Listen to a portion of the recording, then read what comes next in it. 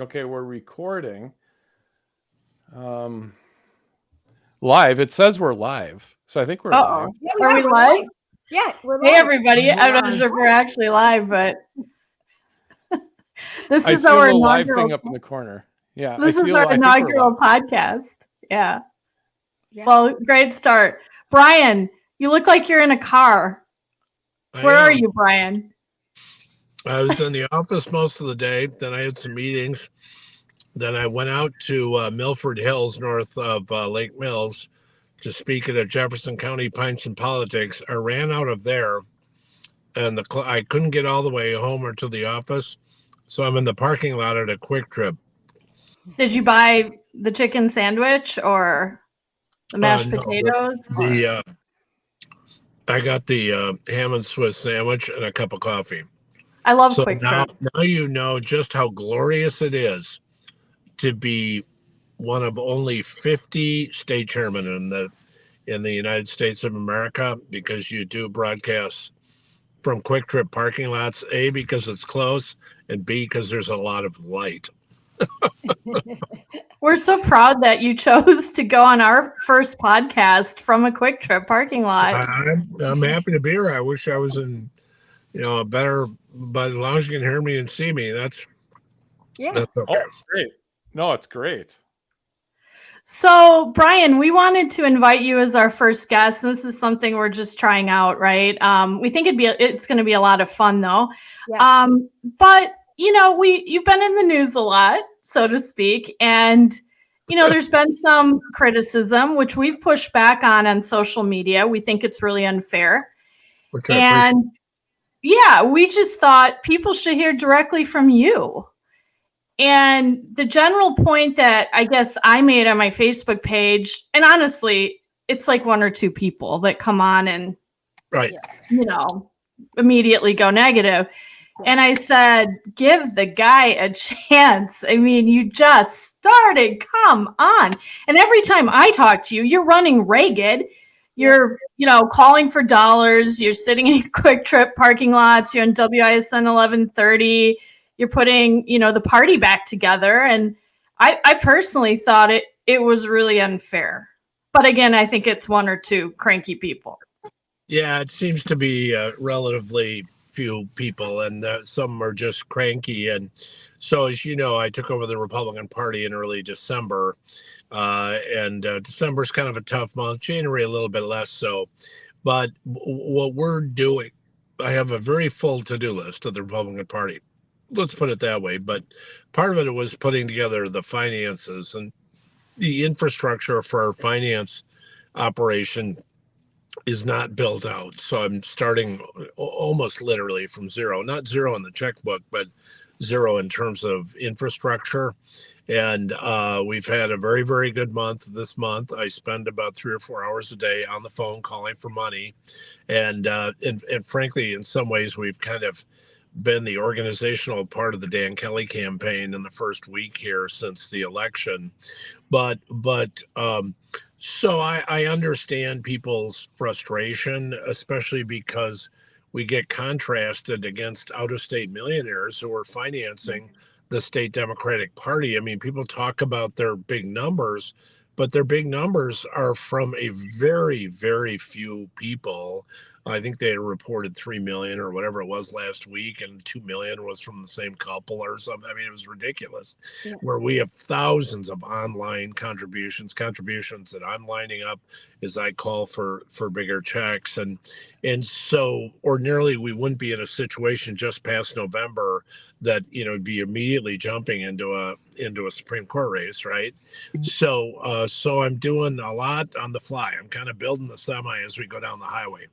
And but it's been good, and I will tell you, we had been speaking with both candidate campaigns since before the primaries, so we could just get going.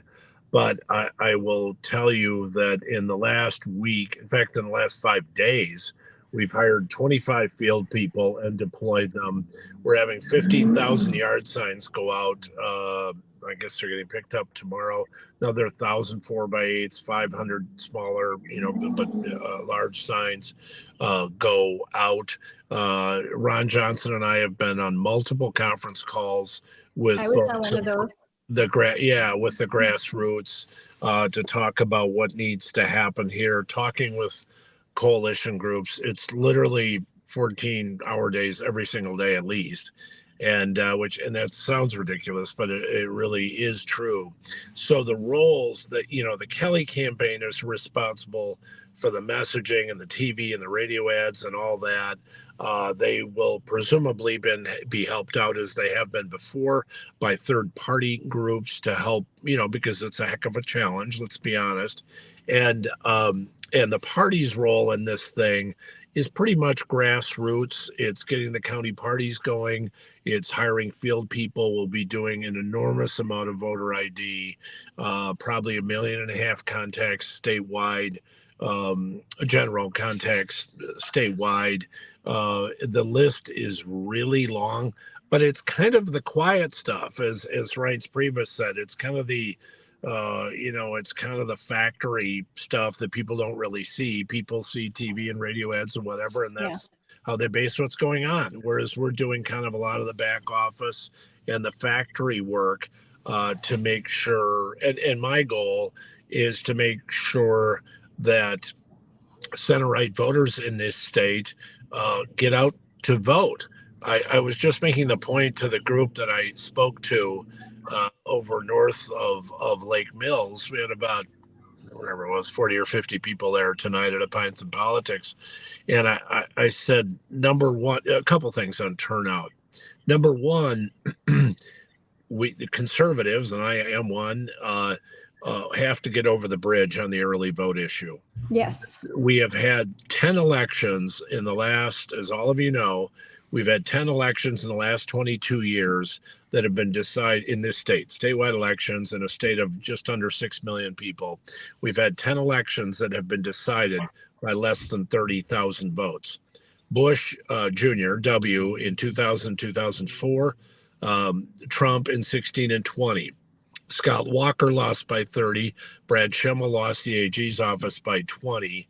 Then three high court candidates where there was an identified conservative and an identified liberal, Dave Prosser, Mike Abelman, and at that time, Brian Hagedorn, and now Ron Johnson, who got reelected by 26,000.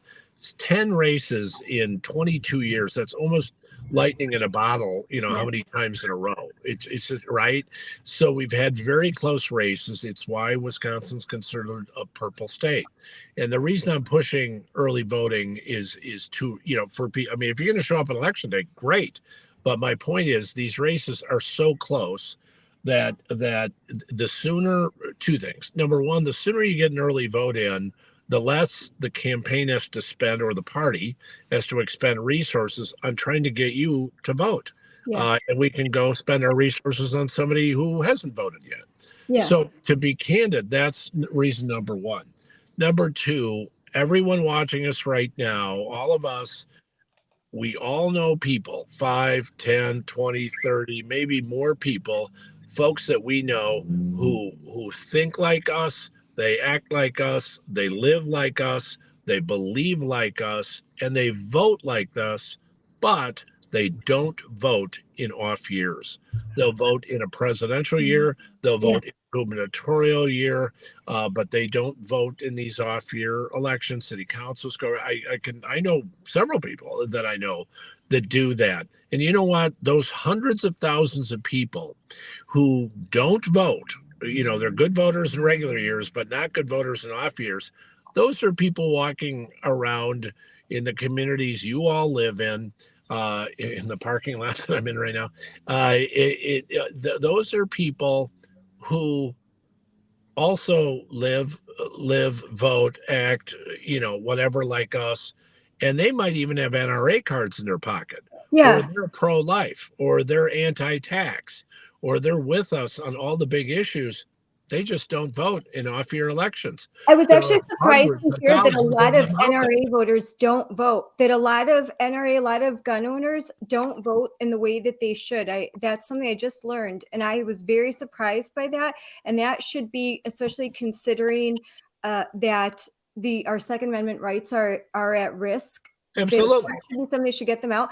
Also, that you've got to, according to marketers, you've got to touch someone. That means you got to contact someone 7 times before it really resonates. So it's not just making one call. It's a call, an email, stop by, a flyer.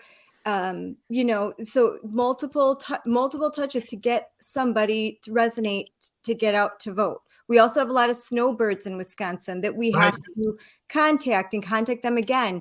And so those lists are important. And I agree with you. I think all that behind the scenes is important, but there's also the psychology that when you see a lot of ads against Kelly, when you see that bombardment, I think it can depress the conservative, and they can kind of tune out and feel alone and that what's the point. So I do think that there is a lot of importance in also modernizing our telecommunications, getting those ads on Twitter, on Facebook, on YouTube, non-traditional ads, like putting ads even in local papers, like doing everything that you can. So just so that the conservatives are aware of it, but also so they don't feel like, oh, we can't win.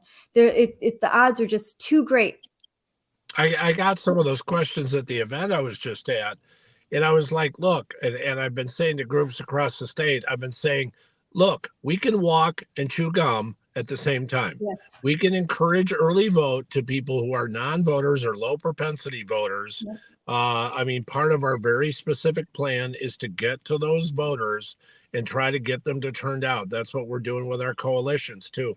All those coalitions that we talked about, and probably a dozen more, have anything from 5 or 10,000 votes to hundreds of thousands of votes of people who don't vote in this state, like a lot of folks who, I mean, I'm a concealed carry holder, I'm a gun owner, I'm a whatever, but I know a lot of folks like me who don't go vote because they don't. And part of it in a court race too, let's be honest about it here, is that they don't see that there's a risk. I mean, if there's some issue like open carry or concealed carry in the legislature, they'll check in. But now, frankly, we've been spoiled a little bit because we've had 25 years of conservative reform.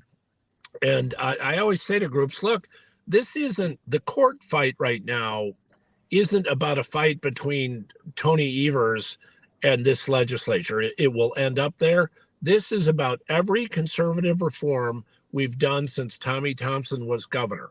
The list that you folks had up on your website, school choice, charter schools, safer at home, concealed carry. I mean, the list goes on and on and on.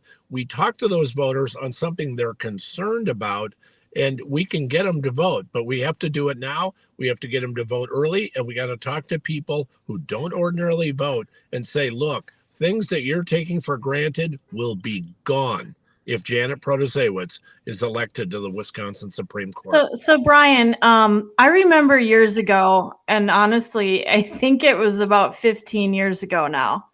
And I was actually talking to Michael Gableman at an event, and he was running for, or about to, or thinking of running for state Supreme Court at that point in time. And we were talking about the voter vault. And I don't know if you remember that term. Oh, yes. It was at that time this really cutting edge data operation that the party had. And the only political campaign that really I was ever involved in running was a Wauwatosa mayoral race. That's before my uncle became the mayor. It was a woman named Jill Didier. And I remember at the time I asked the Republican Party, it shows how powerful this voter vault thing was. I asked them for the access to the piece of the voter vault that targeted Wauwatosa voters. And what they were able to do was identify voters by, whether they were gun issue voters or abortion issue voters. They were able to identify if they were hard right, hard left, medium, moderate. They had this all broken down very, very, very specifically. And I remember what we did, because she had no money and she was being outspent, and she was running against the Common Council president, a guy with a lot more experience and a lot more name ID. And so we took, we did a filter, and we took the hard right people out of Tosa. We did direct mail. She was endorsed by Leah Vukmir. And we sent that to the hard right people because she had no other money. And she won. And I think she won by a couple hundred votes or something. And I learned then, like, the power of data and voter targeting. Right. And I'm curious, like, when you came in, you inherited, a kind of a mess, it sounds like, at the party. I'm curious the state of the data operations when you came in the door. Like, do we still have that? Is it non-existent now? Like, what happened to the voter vault? Why wasn't the party doing a better job targeting voters and turning them out? We actually were doing a pretty fair job. And to back up specifically to your question, the last two cycles, that is to say, the last two Aprils, we have actively funded and moved lists out to local candidates and helped dozens of candidates win in Wisconsin the last two Aprils, including knocking off the Wausau school board president who had run for Congress against Tom Tiffany. So there are actually a lot of dozens of them across the state, including right now, who are going to have access to the state party's what was called, you're right, voter vault, and it's we have another reference for it now. In fact, the first thing when I got up this morning at like 4:15, I had an email from a candidate who's running a write-in campaign. So nobody like filed for the seat that this person is in. I won't name the community, but and they said, "What have you got? Have you got some kind of list? Because I'm thinking about running as a write-in, which is kind of tough to do, but it's an open seat, so he's got an opportunity to do that." And so I immediately hooked him up with our political director at the office. And I think at some point today, we move lists to that person with the very same information and more now, because it's enhanced now than what you referenced before. So actually our list work is what helped Ron Johnson get over the top, because we were able to identify not just, somebody whose name is on a voter list, but somebody because we've got census information, we've got other ID information that, we know if they're pro-life or if they're pro-2A, Second Amendment, or, we have different, and both sides have it, right? And so we're able to move those lists out to dozens of candidates across the state.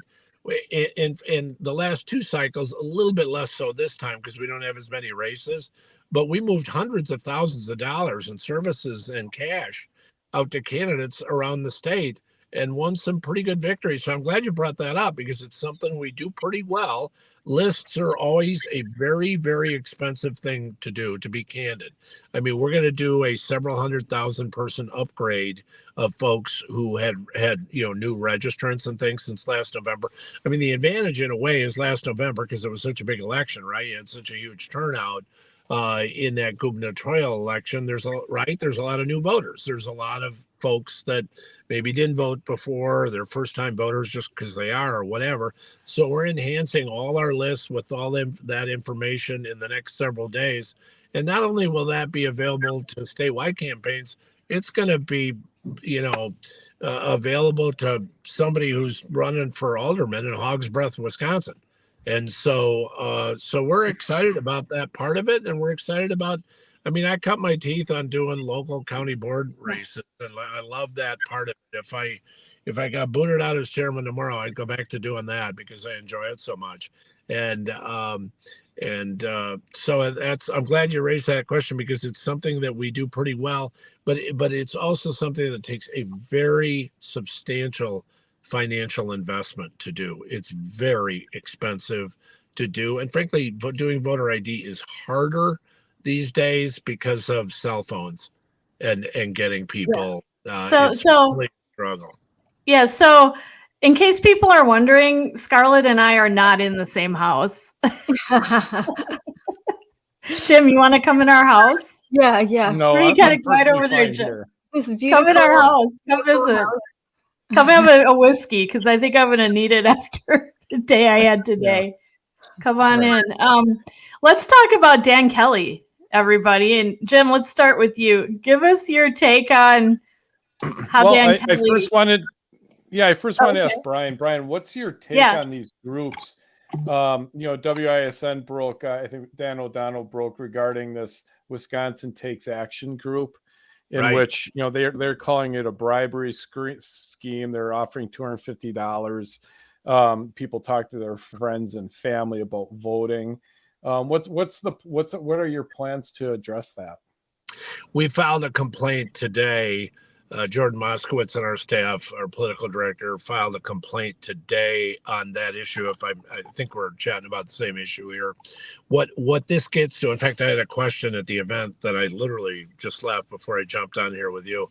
What that issue gets to is this independent group is paying $250 to people to go recruit other people that they know, presumably in their contact list or whatever, to go vote.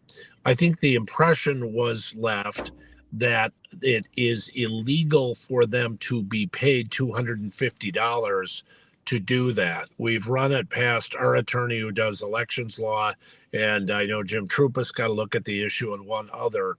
That it is not illegal for them to pay $250 for someone to go recruit folks to go vote, friends of theirs or whatever. What would be illegal is if you paid someone any amount of money, but certainly $250 to go vote a certain Yes. way, and buying their vote. So the act of paying $250 to anybody, it could be one of us, could be anybody, to go recruit other people to vote, that is legal.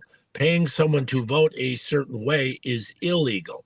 The basis of our complaint today, and I don't have it in front of me, but the basis of our complaint today was that this third party group we're alleging was not registered in the state of Wisconsin. And so and again, I'm sorry I don't have it in front of me, but the basis of our complaint is that group was not registered and was coordinating, essentially suggesting they were coordinating. So we will see what comes of that.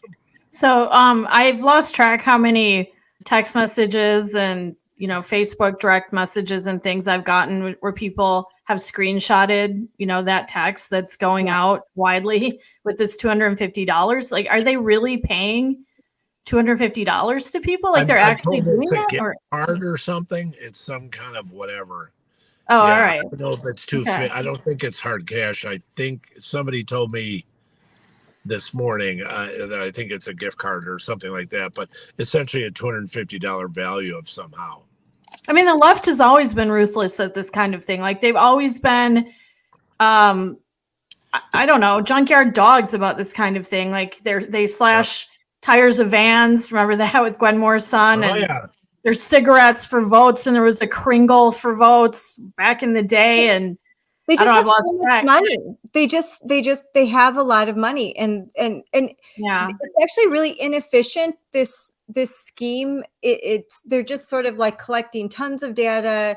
I think people are just giving any names to get a very some gift card.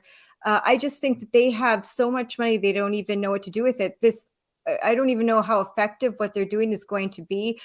The more effective thing that they do is when they have a voting center in front of the Pick and Save, in Milwaukee, and they have people coming up with, and they're doing the ballot harvesting. So I think sometimes I wonder, why don't we do that by a gun range? Hey, if they're why, maybe that we need to start to, if it's legal, we should do it.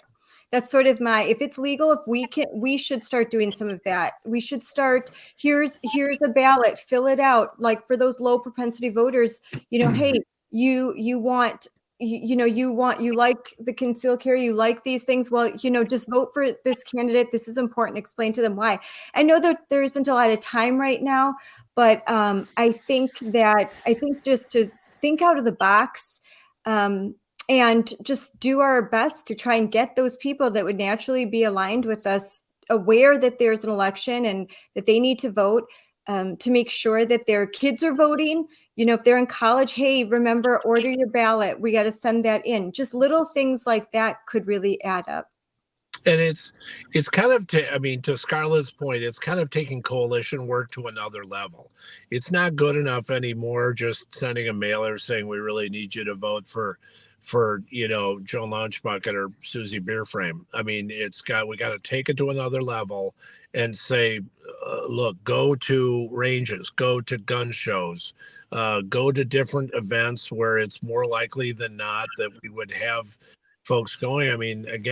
This is probably going to be a very close election in theory, and so every one of those votes counts, and that was my point. Ron Johnson, and all of you know this, Ron Johnson's probably one of the conservative candidates we've ever had on the statewide ballot in Wisconsin. He got a little over 1.6 million votes. Both candidates got basically 1.6 million, so 3.2 million votes overall. You'll probably have, in an ordinary year, let's put it that way, you would probably have half of that show up for a Supreme Court race. So somewhere out there, we're leaving 800,000 votes on the table. Well, let's go get those people. And if we have to go to gun ranges, go to gun range. If we have to go to the gun show, go to the gun show. If we have to go, wherever we have to go, we got to go do that. Contact your our county side party. is not used to doing that. Yeah, contact your county party. We have lists. If you don't like going door to door, there's a phone list. You can make calls. And you may feel like, oh, no one's going to pick up, but someone might. And, you want to take that chance, and then make your own list of people that you can call and remind. Don't assume that people know what's going on. Okay. Because every election, Amber, my friend Amber, who was Dora's campaign manager, I'm telling you, we get so many texts. Who should I vote for? Yep. There were a lot of Republicans who thought that you could vote for 2 Supreme Court candidates, and they voted for 2. They voted for Dora and for Kelly. So you can't assume that people know what's going on. They're not. We live and breathe politics. We think everyone knows what's going on, and they don't. Don't assume they know that the election's coming up. Or maybe they want to vote for Kelly, and then they wait till election day and something happens, and oh, well, I didn't make it. My vote won't count. Just make sure that, and if it's like you said, Brian, if we vote early, that makes the list shorter that we have to contact and say, oh, you didn't vote. Make sure you go vote today. Make sure you have a plan to vote. It's really, in Ozaukee County, we do a really great job, and it's quick. There's never really very long lines, very efficient. We have great people watching the polls. So it's not that hard. And it's really easy to go vote early. That's really easy. It is. One of the ballot online, and to your point, just as your example, we get people to go vote early, and like folks who are regular voters or Republicans or conservatives or whatever that is, we get them to go vote early, and then we have more volunteers, more time, more resources to go to that gun show, to go to that gun range, to go work conservative events, and get those people who say, I don't really vote in these off-year elections. I don't really know much about that. I'll tell you what, we get our conservative voters to know what's at stake here, and they will have a reason to go vote. And don't we have an initiative on the ballot that should help drive as well people to go vote? We have 2 initiatives: the bail referenda, the bail initiative, and then also the other one about for able-bodied non-disabled folks to work for public benefits is basically the symbol. So there's 2 referenda questions on there that, by the way, are overwhelmingly popular with most voters. In the way into the 70th percentile. So voter targeting is important, turnout, all of this, everything we've been talking about is important. But if the money doesn't come in for Dan Kelly, like if we keep getting outspent, that is possibly an insurmountable problem. And I have heard so many people saying, I know, Jim, you were saying this the other day, like, where are Dan Kelly's ads? Like, he's getting slaughtered on the air, nasty ad after nasty ad about abortion, just trashing him, child molesters, all this distorted nonsense. And people feel like they're not seeing Dan Kelly ads. And Right. so we know Dick Uihlein wrote this massive check in the primary. And I'm really glad he stayed positive. He used it to boost Kelly. Like, he didn't use it to trash Doro or anything like that, which was good. But like, where is the big money? And Jim, you and I were just talking about how it reminds us of Michael's, right? It really is. I mean, we remember just a few weeks, after the governor's primary. I mean, Michael's went dark. I mean, we didn't hear from them. We didn't see ads. I mean, nothing was going on. I mean, I think it was 3 weeks, Jessica, that they went dark. And now Right. it's reminding me the same thing right now. We were talking, normally we get press releases from all the campaigns. I don't think I've seen a single press release come from the Kelly campaign since the primary. I mean, nothing. It's like they're just completely MIA. And what that's not the part, and that's not the state party. Just like you've No, said, Brian, people have to understand that there are. I think a lot of people don't understand that legally there are things that can't cross paths. That the party has its function, outside groups have their function, and the Kelly campaign has its function.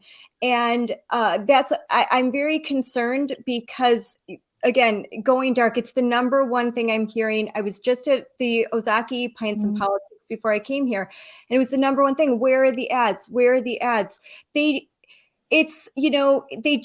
No one wants to watch a fight where someone is just getting beat, and there's no punch back. That campaign needs to start punching back with ads. And I'm wondering, is the national party going to be invested in this? Because we're 2024, we're going to have the first debate in Milwaukee. It's super exciting. We're going to have the convention here. I would think that the National Republican Party doesn't want to enter into a state that's completely demoralized because we've lost the state Supreme Court race. And as of August, one terrible decision after another is coming down the pike. So I would think, and hey, maybe we are majority in the House of Representatives, that gets dwindled down because she's now part of the majority that gets to redraw boundaries. So I hope, is the national party going to get involved?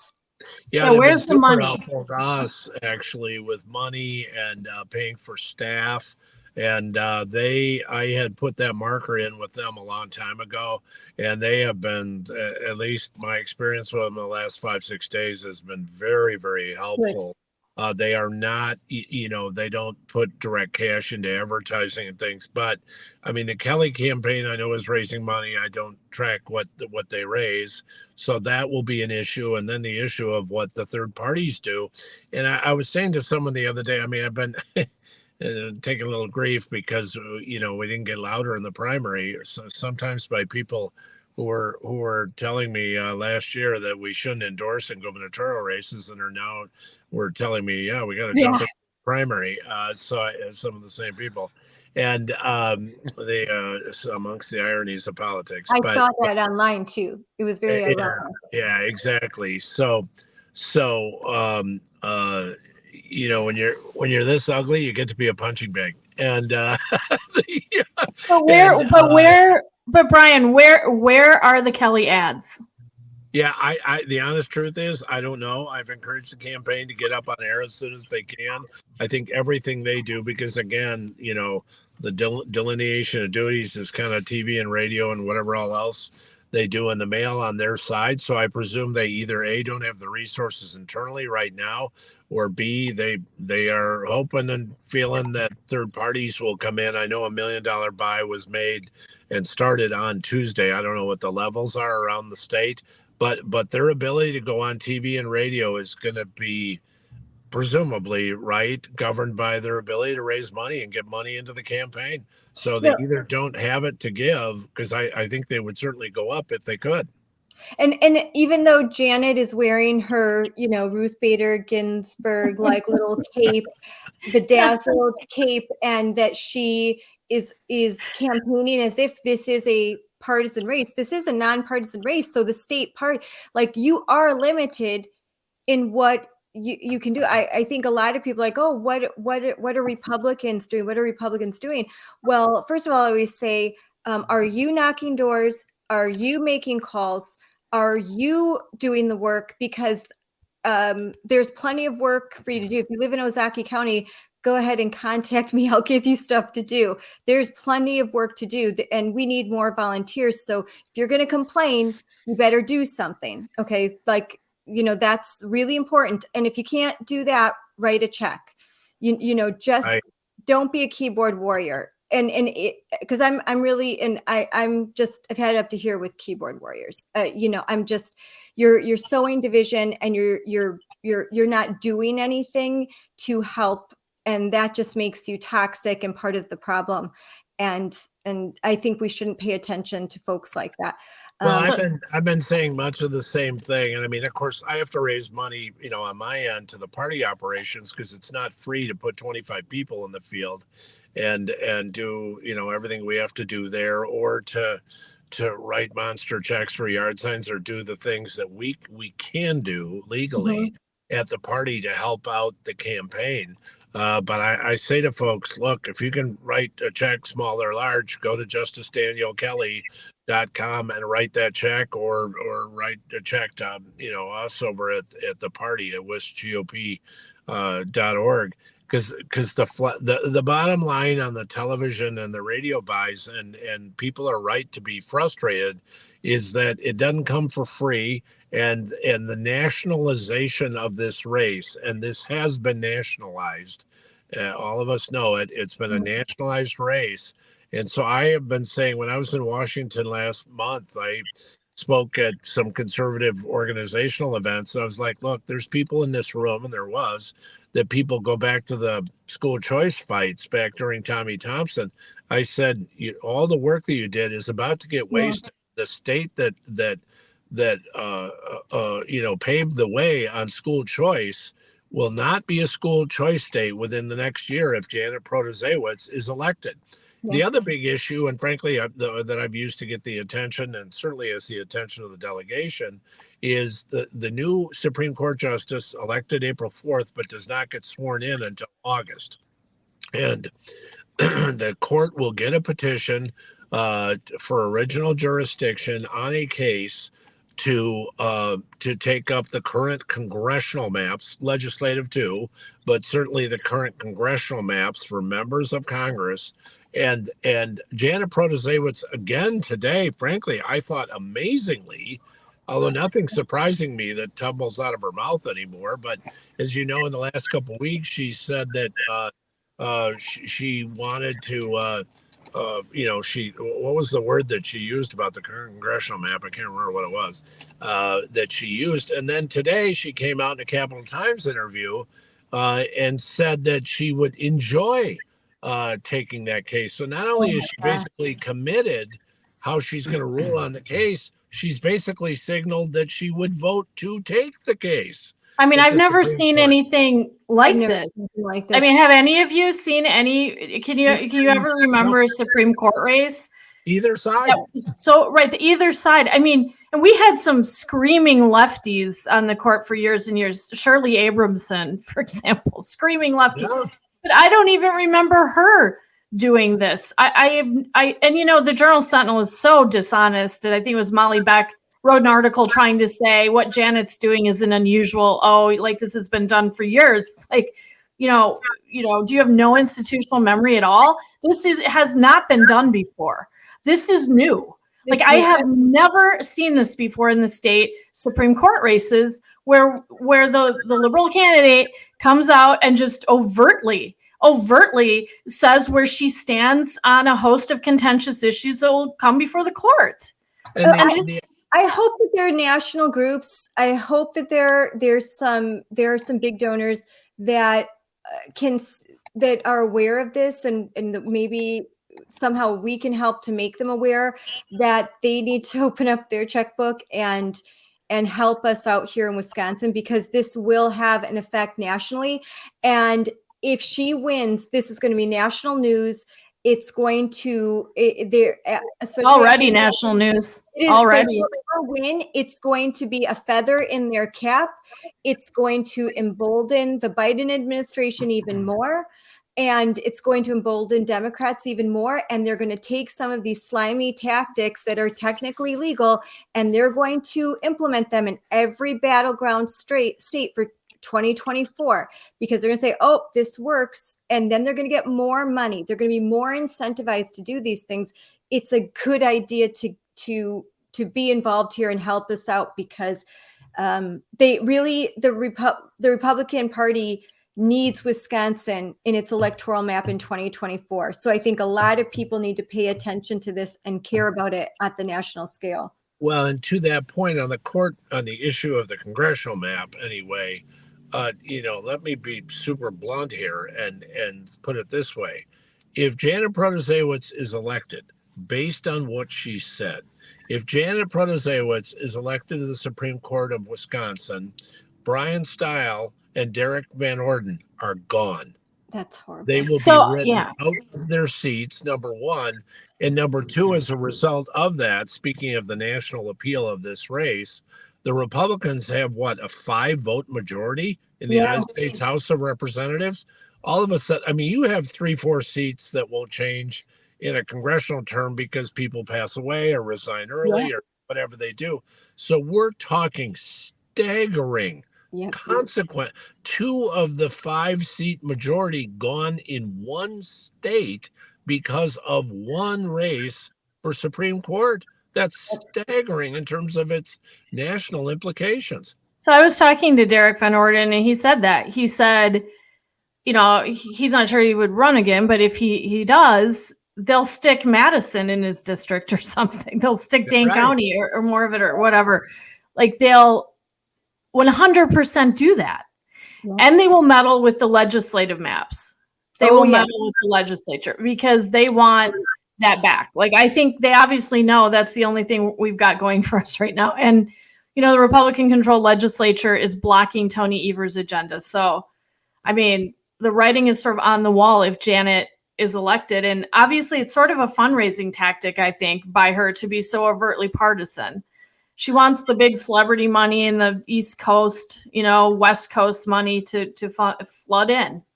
I mean, we're writing ads right now. Everything we're saying, this should be an ad.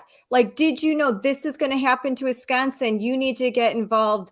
And frankly, if you put some of these on Facebook, it might get the attention of some national groups that will get involved too. So, I mean, go on Wisconsin right now. There's one ad right after another that could be used by the Kelly campaign. The other thing is that I really think that because Jennifer Doro she's a class act, and she has already indicated that she's willing to campaign. So I hope that the Kelly campaign is reaching out to Doro and taking her up on her offer that she wants to campaign, that she does not want Janet elected. So if they're listening, I hope that that is something that they plan to do very soon. Well, she's been great. The first week she endorsed him immediately that night. As I say, she's been a couple calls and done some things, and so she's been terrific in stepping up. Yeah. But the plain truth of the matter is there'll be multiple millions needed, and so no check is too small. If it's $5 or $10, send it. Go to vote Daniel Kelly or justicedanielkelly.com and give that money, because you can't.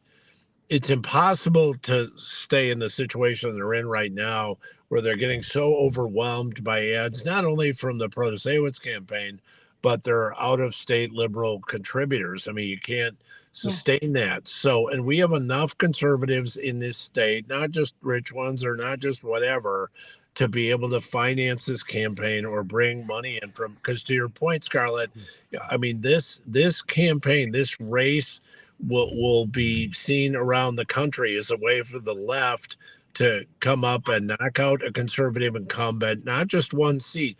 I mean, you can lose one seat in the Senate or Assembly, and you still got plenty of extra where you're fine. You lose the Supreme Court seat right now, and all the work that's been done by the Republicans in the Assembly, by the Republicans in the Senate, by Scott Walker, by Tommy Thompson, by Scott McCall, all the Republican governors will be gone, literally gone, because of one race. And I would be remiss to mention that I live in the district. Dan Knodel is running, for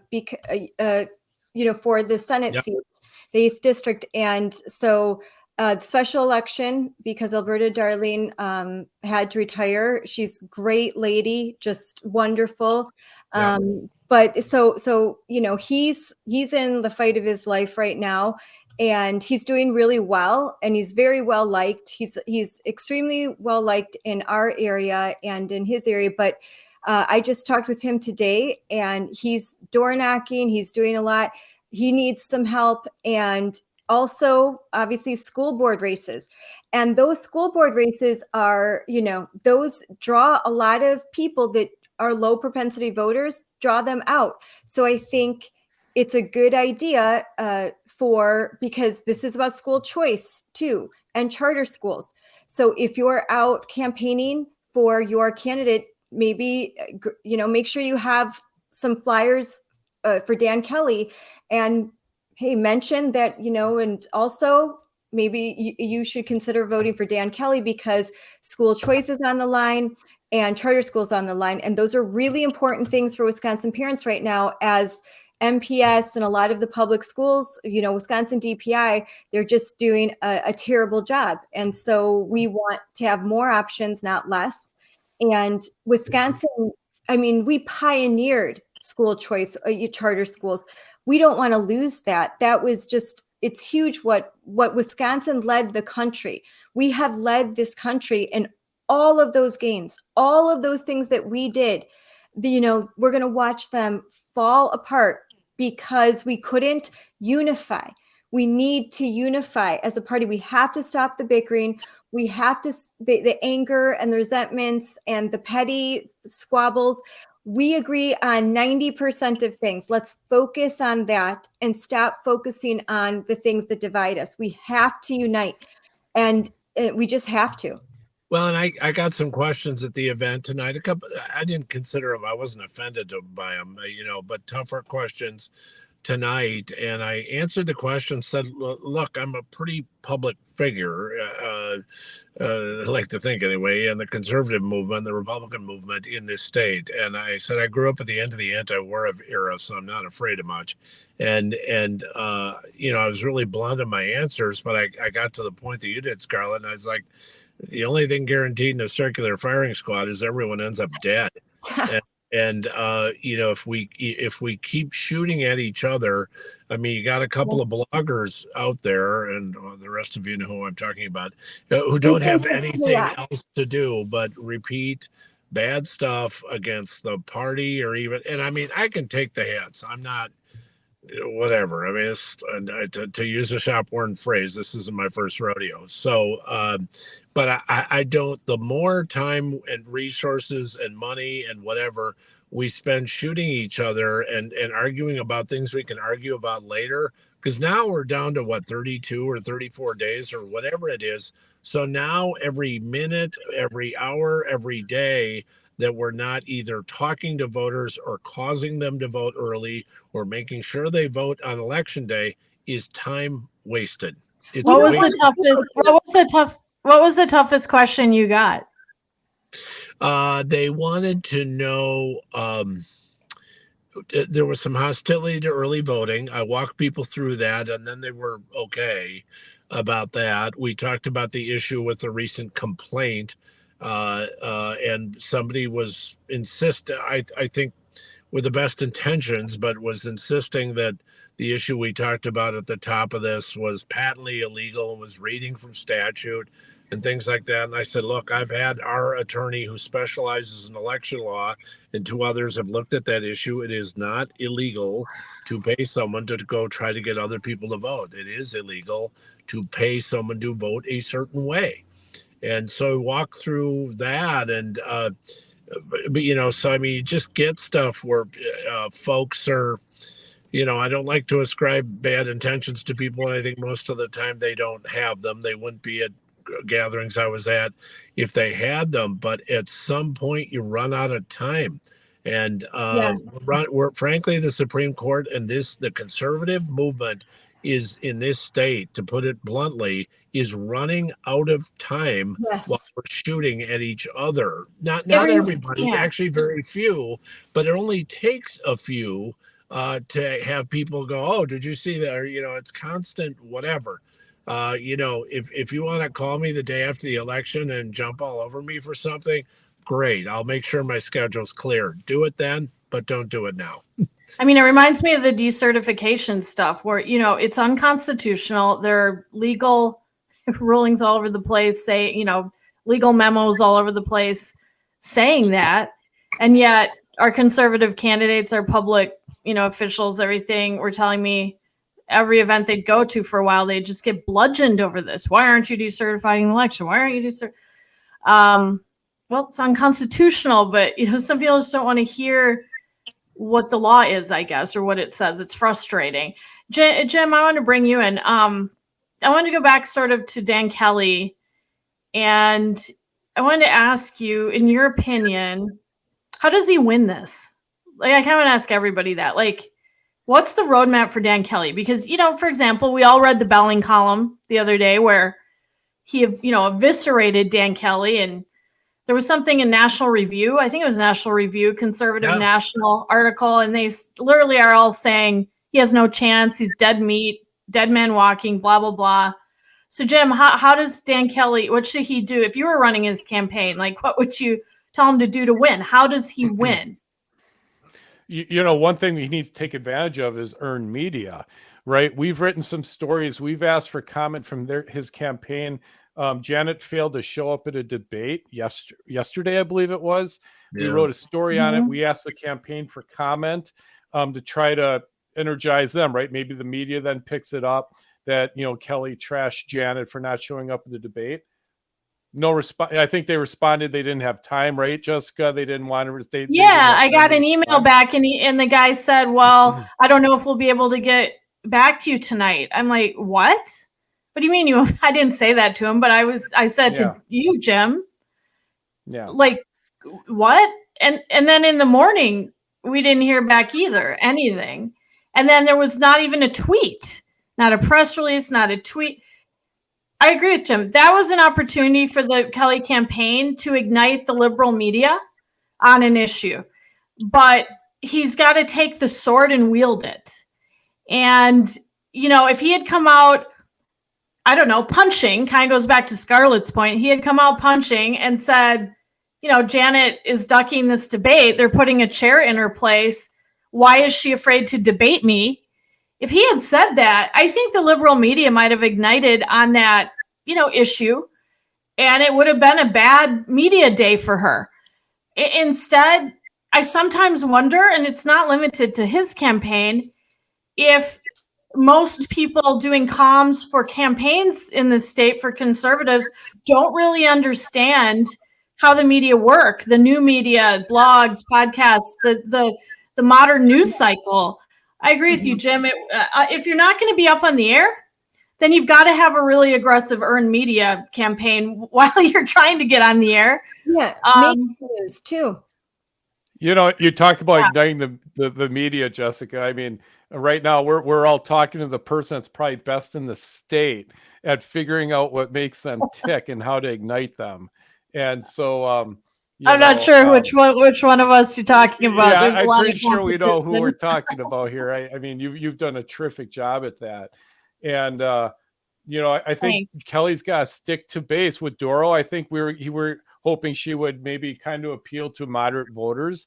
But I think in this case, Kelly's got to appeal to the base, Second Amendment people, pro-life. And we have to now go after those groups. I think middle of the road people, I don't think it's I think we got to stick to the base at this point. I agree with that too. Like, we were talking about that, how, Jennifer had a chance, I think, to run above politics and go for this crossover voter. And I guess people who put her face on coffee mugs because they liked how she did the trial. I guess I'm not sure if that's mythical. Like, I don't know if those people really vote in low turnout primaries and general elections in the spring, but I thought she had a chance to do that. I don't think Kelly does. That's gone. Like, I agree with Jim completely. Like, his only chance here is a hardcore turn out the base strategy, right? It's all about turning out the base. And so when I see Janet at events like she was the other night with that Ruth Bader Ginsburg sticker on her back, like Scarlett mentioned, I'm like, hey, Kelly should stick a Scalia, sticker on his back. Kelly, and he needs to start talking about abortion. I think we need to find a way to talk to how we need a narrative on abortion. And I think the narrative needs to be Kelly saying, like, imagine this. Let's say he held a press conference and he said, I demand to know, I challenge Janet to tell everybody where her line is. Where is her line on abortion? Is it abortion to birth? Like, what is her line? If she says, oh, it's 4 months, then he can come back and go, oh, so you would want prosecution of people after that point. Play their game. Where's her line? Instead, we've been silent on abortion, and I don't think we can do that anymore. I understood it before because, like I said, I thought Doro had a chance to run above that, and I thought that, we wanted to not assist in making abortion the narrative, so we all wanted to kind of tamp that down. But they're going there anyway on Kelly. Like, his conservative stances are very, very well known. Well, what about this? What about COVID? What about, because you're going to appeal to everyone there. What would you have done? Like, and he could say, I voted to open Wisconsin up. You would have, he should just accuse her, not even ask her. You would have kept us locked down. We would have been locked down as long as Chicago. We would have been locked down as long as Illinois. Oh, and what is your stance on mandating COVID vaccines for children? Would you have forced COVID vaccines? Would you? And because the left, CDC is still not taking masks out of their guidance. We all know. I think he needs to, your kids will wear masks again if she's elected. He needs to say things like that. I mean, scare people to death. Because I'll tell you, even in the more purple area of Mequon-Thiensville, the vast majority of parents never want to see masks again. They don't want their kids locked out. They don't want the vaccines mandated for their children. So get to those issues. Those are popular issues. And Kelly has a proven record. I would run on my COVID record because we won that issue. But Republicans don't often take the win. And I know you've said this, Brian. Take the win, spike the ball, stop the petty bickering, take the win. We were right. We did the right thing. We fought to open schools. We fought to get the masks off kids. We are fighting right now. What were they talking about today in the legislature? That we were talking about improving the reading scores. Republicans are on the right side of these issues, and the Democrats are always on the wrong side. They are never on the side of families. They are on the side of activists, and she is an activist. And so I really think, I don't understand why he is not every waking moment talking about that he made that he was the deciding vote that opened up our state, because it would have been far worse. There wouldn't be a $7 billion surplus had our businesses been locked down as long as Evers, the Biden, Janet Protasevich, lockdown strategy. I like where you're going with this. It's interesting. So I just mentioned abortion, that he needs a narrative on that. Box her in, ask her where her line is. You're saying he needs to come out swinging on COVID. What's interesting is those are the two issues that conservatives have been sort of avoiding. They've kind of been avoiding talking about them. And I guess, Jim, you and I were talking about whether or not we thought, like, the focus on crime was enough, right? With Kelly. It's not enough. Yeah, like I mean, I think as we saw at the governor's race, it can't just be about crime, It and that's doesn't the same affect thing. the We suburbs took enough. it up as an issue, but yeah, I think it's got to be spread out through the whole gambit of all of our school choice, Second Amendment, are all things that we have to bring into it. Just if I can stop, we are now streaming this live. I figured out how to do this, so Oh, we anyone weren't that's before? watching. Well, it is recorded, so we'll be able to play it. Record. Don't worry, it's all saved. We'll play it. But yeah, we're actually Great. streaming. You can see up in the upper left screen there are all the viewers, Jessica. I was wondering why Um, no one was but- watching us. I was like, are we that Yeah, boring? Like nobody. I contacted technical support and I got to figure out what was going on. So, but it's all recorded, so we'll just replay it on our pages. Yeah. So this Yeah, is all cool. good content. This is a really So great if conversation. anyone has any questions, put a comment Uh-oh. in and we can answer any questions. And Schimming from Wisconsin Republican Party on. Brian, I've got a couple questions for you real quick, if you can go into specifics. Yeah, it looks like we lost Scarlett there. Jim, you're frozen. Brian, are you still there? Yeah, I Brian's can there, see right? Scarlett too. So Yeah, Jim, you're Are kind of you able frozen. to tell us specifically fundraising for January and February? Some of the numbers? yeah, I can't. So January we had a really super low month, but I will tell you this: in February we've had a very good month so far, several $100,000 that we're ahead of where we were before, even I think last year as well. It's always kind of post November because you got a lot of tired arms and a lot of tired checkbooks on the state side. I hear that a fair bit, but I will tell you we've had a very good several weeks here, and so that's been going well. And I obviously I think the Supreme Court race is helping that, and because the party has a different role than the campaign does. When I'm making money pitches, I'm telling them about what we're able to legally do and what people can help us fund, and sometimes people just want to fund candidates. Other times they'll say, well, I don't want to fund the candidates, but I like what you're doing on voter ID and mail, so we'll send you some funds, sometimes both.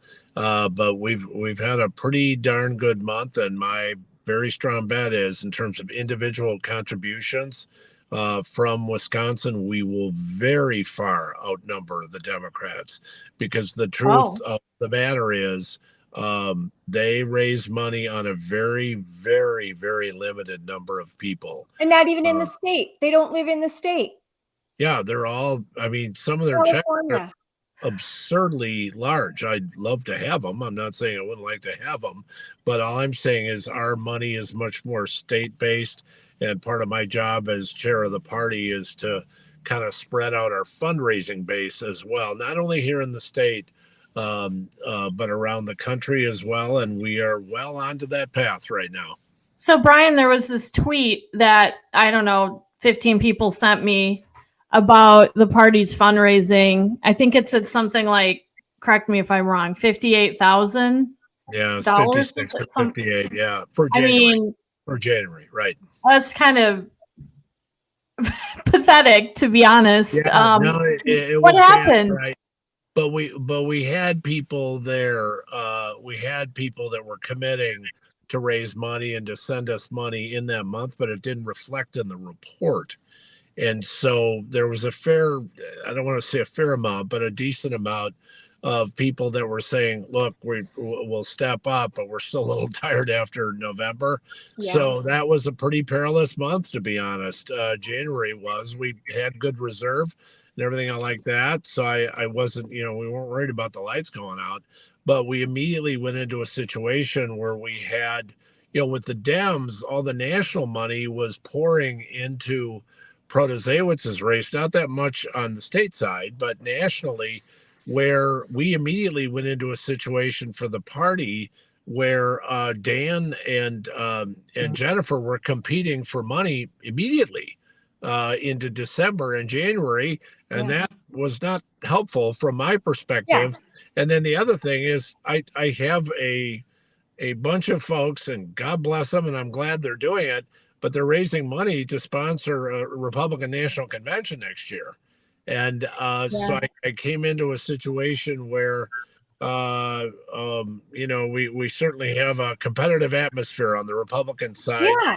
But And part there's of it raising was money the for court school board race. candidates. Wisconsin is very invested into our school board candidates. I know that a lot of people aren't donating to the party because they are donating. I'm donating to school board candidates even outside of my area. People. You're finding people that you agree with, you think have a chance. So we're really invested in nonpartisan elections. There's aldermanic races. There's a whole slew of races April 4th, not just Dan Kelly's. So people are, they're spread thin. They're trying to support their local candidates too, which is really important because for once the Republican Party is rightfully very focused on our local candidates, and that's a good thing. But that means that we're in a period of growing pains right now as we are adjusting to sort of a new reality that Republicans we are competing with the Democrats. We are really raising a grassroots army, and it's going to take some time. I mean, Iowa took 20 years to build their party to what it is right now, and look at where they're at. They were once where we are at. And Florida, I mean, look at what Ron DeSantis is doing there. Florida, a purple state, and people lament, oh, Wisconsin's purple. We can turn those purple voters into red voters. Do not think that in Florida, just a whole bunch of conservatives moved there. Yes, they did. But purple voters became red voters when there was competent leadership and there was a unifying message and a strategy, and people came together and stopped bickering. Florida has abortion, they have abortion legal up to 15 weeks. They've decided to compromise on certain issues and see the forest through the trees. I think in Wisconsin, we have got to start to compromise on issues and see the forest through the trees and recognize that if we take these stands that are with such a high bar, that we're going to lose everything. That if we can't give an exception for rape and incest and life of the mother, we're going to end up with, you can abort your kid after it's born because you changed your mind, you decided you didn't want it. And that's just a choice between you and your doctor, as the ex-governor of Virginia once said. I mean, we're going to have drag shows in every kindergarten class. And nowhere to go unless you're wealthy enough that you can afford to pay your huge property tax bill and send your kid to a private school. So wake up, people. So Brian, I was wondering something. Someone said to me, it was someone affiliated with the Michaels campaign, and they were trying to explain away why he lost. And of course, there's a million reasons for that, but we don't need to go down that path. But one thing he said was interesting. He said that during the Walker era, there was a change through which the state parties could give money to candidates in a way they weren't able to before. And that the Democrats then put that on steroids. Like, they figured that out, and they've been using that mechanism to funnel money to Evers, et cetera. A lot more than Republicans were doing it for their candidates. Is that true? Can you explain to us? Yeah, I don't have the law changes in front of me here, but there were some changes for state parties that made it easier for state parties to raise money. We can now accept corporate money for certain kinds of expenditures, including capital expenditures. And that has been, the other thing, when I took over as chair, I had some of the folks who watch how parties raise money and say, well, you got your hands full the first couple of months here, because amongst other things, having your party's governor, having your party having control of the governorship certainly helps with fundraising too. And I don't have that either. Yeah. So, and that's, if it sounds like excuse making, then it probably is. But so I was warned, look, you're going to have a tough couple of months here, and then you're going to swing out of it, which is exactly what's happening. And that's not, we don't, in our case, we don't endorse candidates for state Supreme Court. I think the Dems do, but we don't. And so the money that I'm raising on our end goes to what we can do for those back office operations and the things that we would do in other statewide races.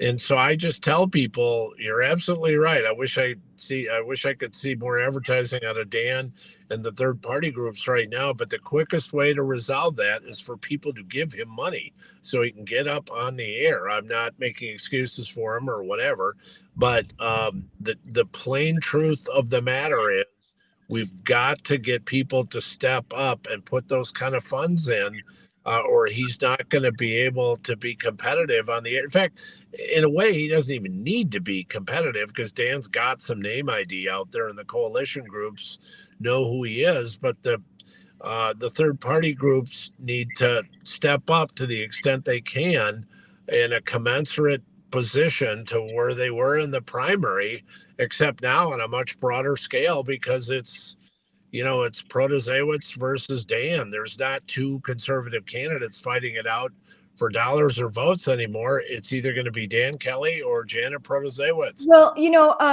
America for Prosperity, they have stepped up. I know they've endorsed him, and I'm sure they're gearing up to start, or they've already started their door knocking campaign. And they are a very impressive organization in Wisconsin. They do a lot of good work, and they really helped with Ron Johnson. So they're stepping up, and they've endorsed him, and I know that they'll have a good ground game. And so more like that. And I think we're getting, and I can say, because I am a second vice chair of the Ozaukee County Party, and we're getting a lot of information. So people can know that there is a lot of work going on behind the scenes right now. It's been a very busy week for me. I'm getting a lot of lists. We're getting a lot of volunteers. A lot of people are asking how they can help. I know my friend Russ Ewert, who is a school board member in Germantown, just said the party has to find a way to make it easy for 25 to 40-year-old parents to get involved while maintaining their families. I think that's a great point. It's a good point. Yeah, and Brian, what can I think? Let's ask that question. What can parents do? They're running around. They have 3 or 4 kids. Taking them to sporting events. They work. Both parents work 9 to 5, but yet they're conservative. They want to help. What can they do? We've got an app that they can download on their phone that they can make calls from home, from the school, from the parking lot at a Quick Trip, where I am now, from wherever they want, on vacation, whatever. They can literally use that app to go online and make calls to voters. They don't have to be at home. They don't have to be at a headquarters. They can be wherever. They can be on vacation. They can be wherever they want. And they can make those kind of contacts that we've been talking about are so important. We make it as easy as possible for people to do that. We love having headquarters. We love having offices to, be able to gather people together because it's always a good atmosphere to have that. But the bottom line is they can do it from anywhere and be very, very effective at doing that. We get volunteers to come in, even if they give us 20 minutes or an hour or what, small amount of time, and you can burn off a bunch of calls to either your friends or people that family members, and that it's hugely effective. And we've been doing it all the time. Postcards, you know what? Like, write some postcards, mail them off to your Christmas card list. Make a little postcard. Hey, I'm supporting Dan Kelly, or and this school board member, and if you're in my district, and Dan Knodel, and here's why. A little note like that can go a long way. Also, we were just told that we only have a month.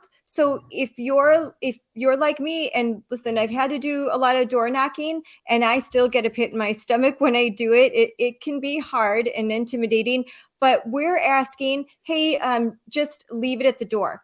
We're going to give you, and we can also give you a friendly list. We can give you a list of Republicans, they want to hear from you. You don't have to be nervous. Like, you can knock, just a quick little knock. Hey, don't forget to vote. Here's a flyer, and go. You don't have to have a long conversation, or you could just do a flyer drop. Me and my husband would do flyer drops at 5 a.m. You know, we would, or like, and it's actually goes really fast when you have a plan.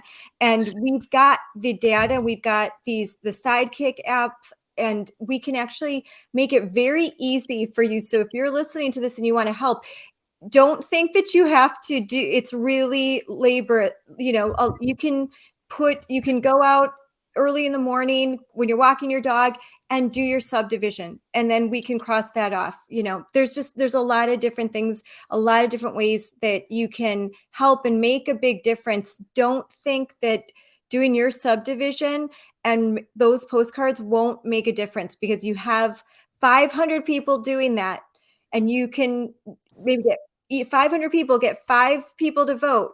You know, it adds up really fast. Yeah, you look at the last, a couple of Supreme Court races. Brian Hagedorn, who was the conservative in that race, he won by 6,000 votes. Dave Prosser won by 7,000 votes. You know, I mean, we're talking about a relatively handful of votes here. So whether it's using Sidekick to, which is an app, whether it's using Sidekick to call your friends, or, you know, your own email lists, or Facebook. When I talk to crowds about this, I'm like, look, it's great to be on the radio and in Milwaukee and Madison and talk to 100,000 people and all that. You know, it's terrific for us, and we're blessed to be able to do it. But the bottom line is, whether, you know, I say this to crowds when I'm talking to them, when I'm on the air, but certainly when I speak at events, I say, look, it's great to have the advantage of being on the air, but the bottom line is we need everybody in the room to be their own talk show host. Yes. Because everybody has an audience, whether it's your friends or your family, people that you work with, people that you might, you know, social, whatever, clubs, alliance, stuff like that. We all have audiences. You don't have to have a talk show host to have an audience. We all have audiences that listen to us, and they're a lot more effective with their own audience that you know, than a Dan or Mark or Jay or Vicky or myself or whoever. You know, we've been on the air a long time. People listen. We're blessed to have them listen. But the bottom line is, a friend calls them and say, you know what, this election coming up is really important. I'm concerned about this, this, and this. I know you are too. Please vote.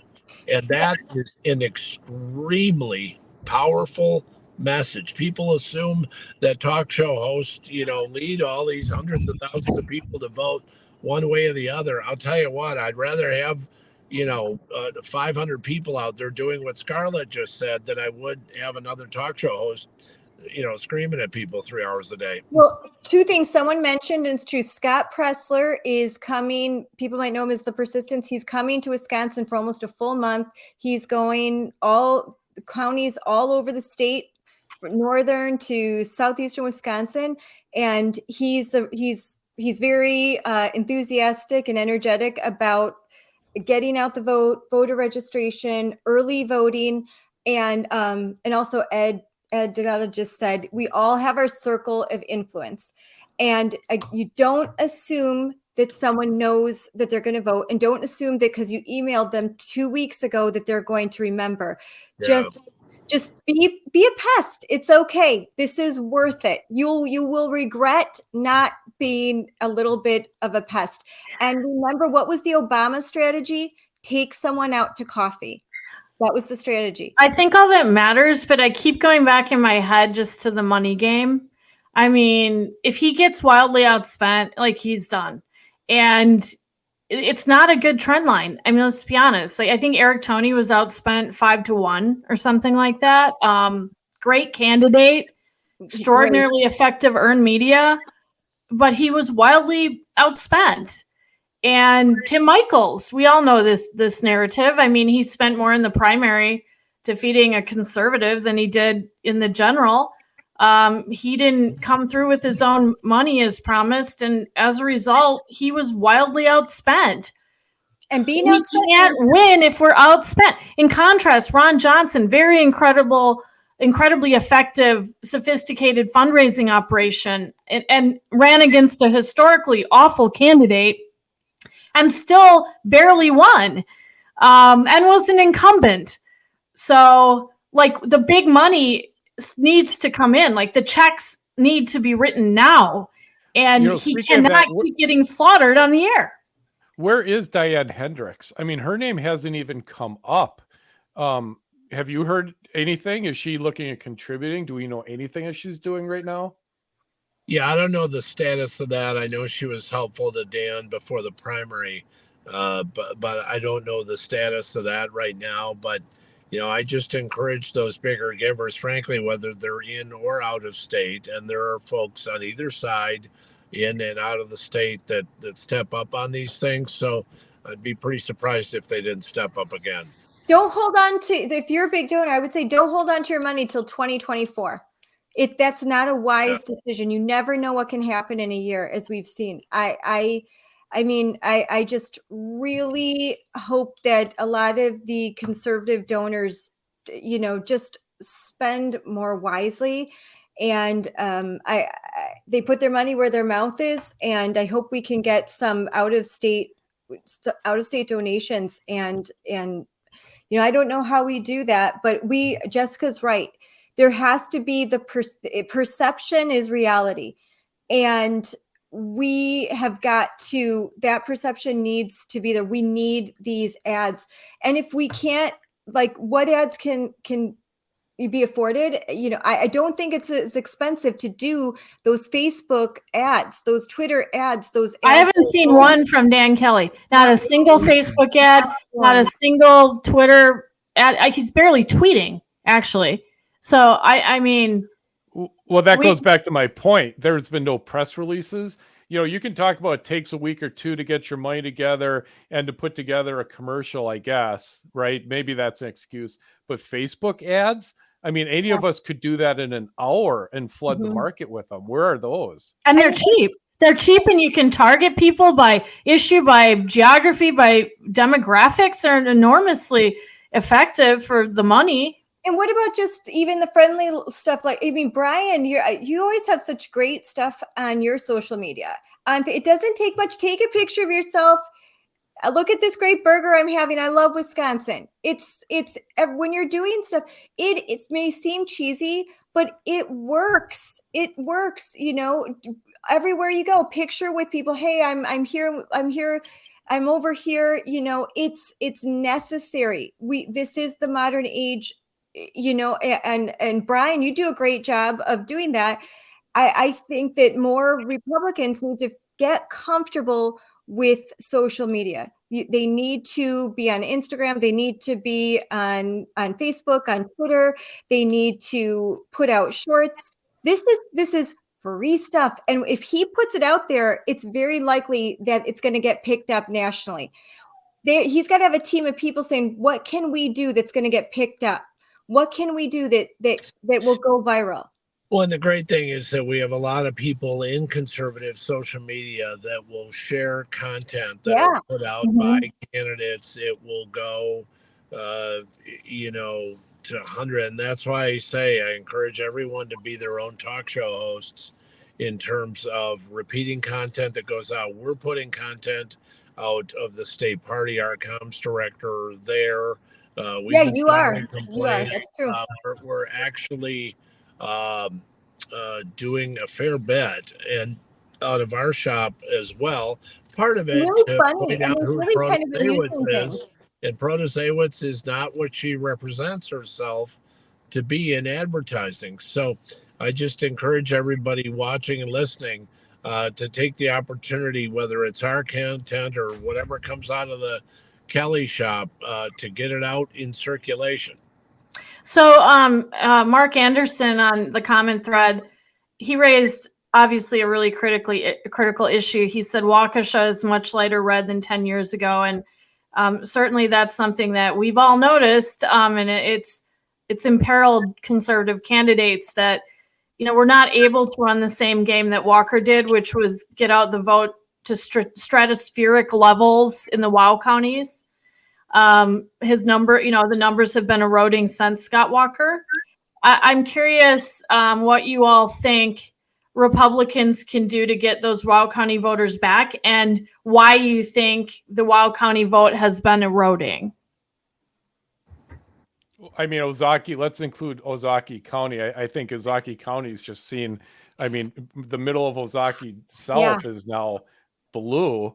And I think you're just seeing that, the Milwaukee influence, liberals from Milwaukee are moving north and infecting the county as far as I'm concerned. Yeah, I remember when Shorewood was Republican. Wow. I remember Whitefish Bay. Listen, I moved here 14 years ago, and it was solid red. It was a solid red area. It is still red. It is not. I would say Ozaukee County is not even. It's not purple. It's red, but it is not as red as it used to be, and I think that's why we are working really hard in Ozaukee County on re-energizing our Republican Party and also bringing in just like Russ Ewert said, trying to get the younger folks in and engaged and involved. I think a lot of people are Republican and they just don't know it. And I think that, there's been, since over the last few years, unfortunately, there's been a lot of divisiveness, and a lot of people they don't like Trump than they don't like Republicans. So I think we're going to be coming to grips with a lot of these issues after this election, so we can table all of that.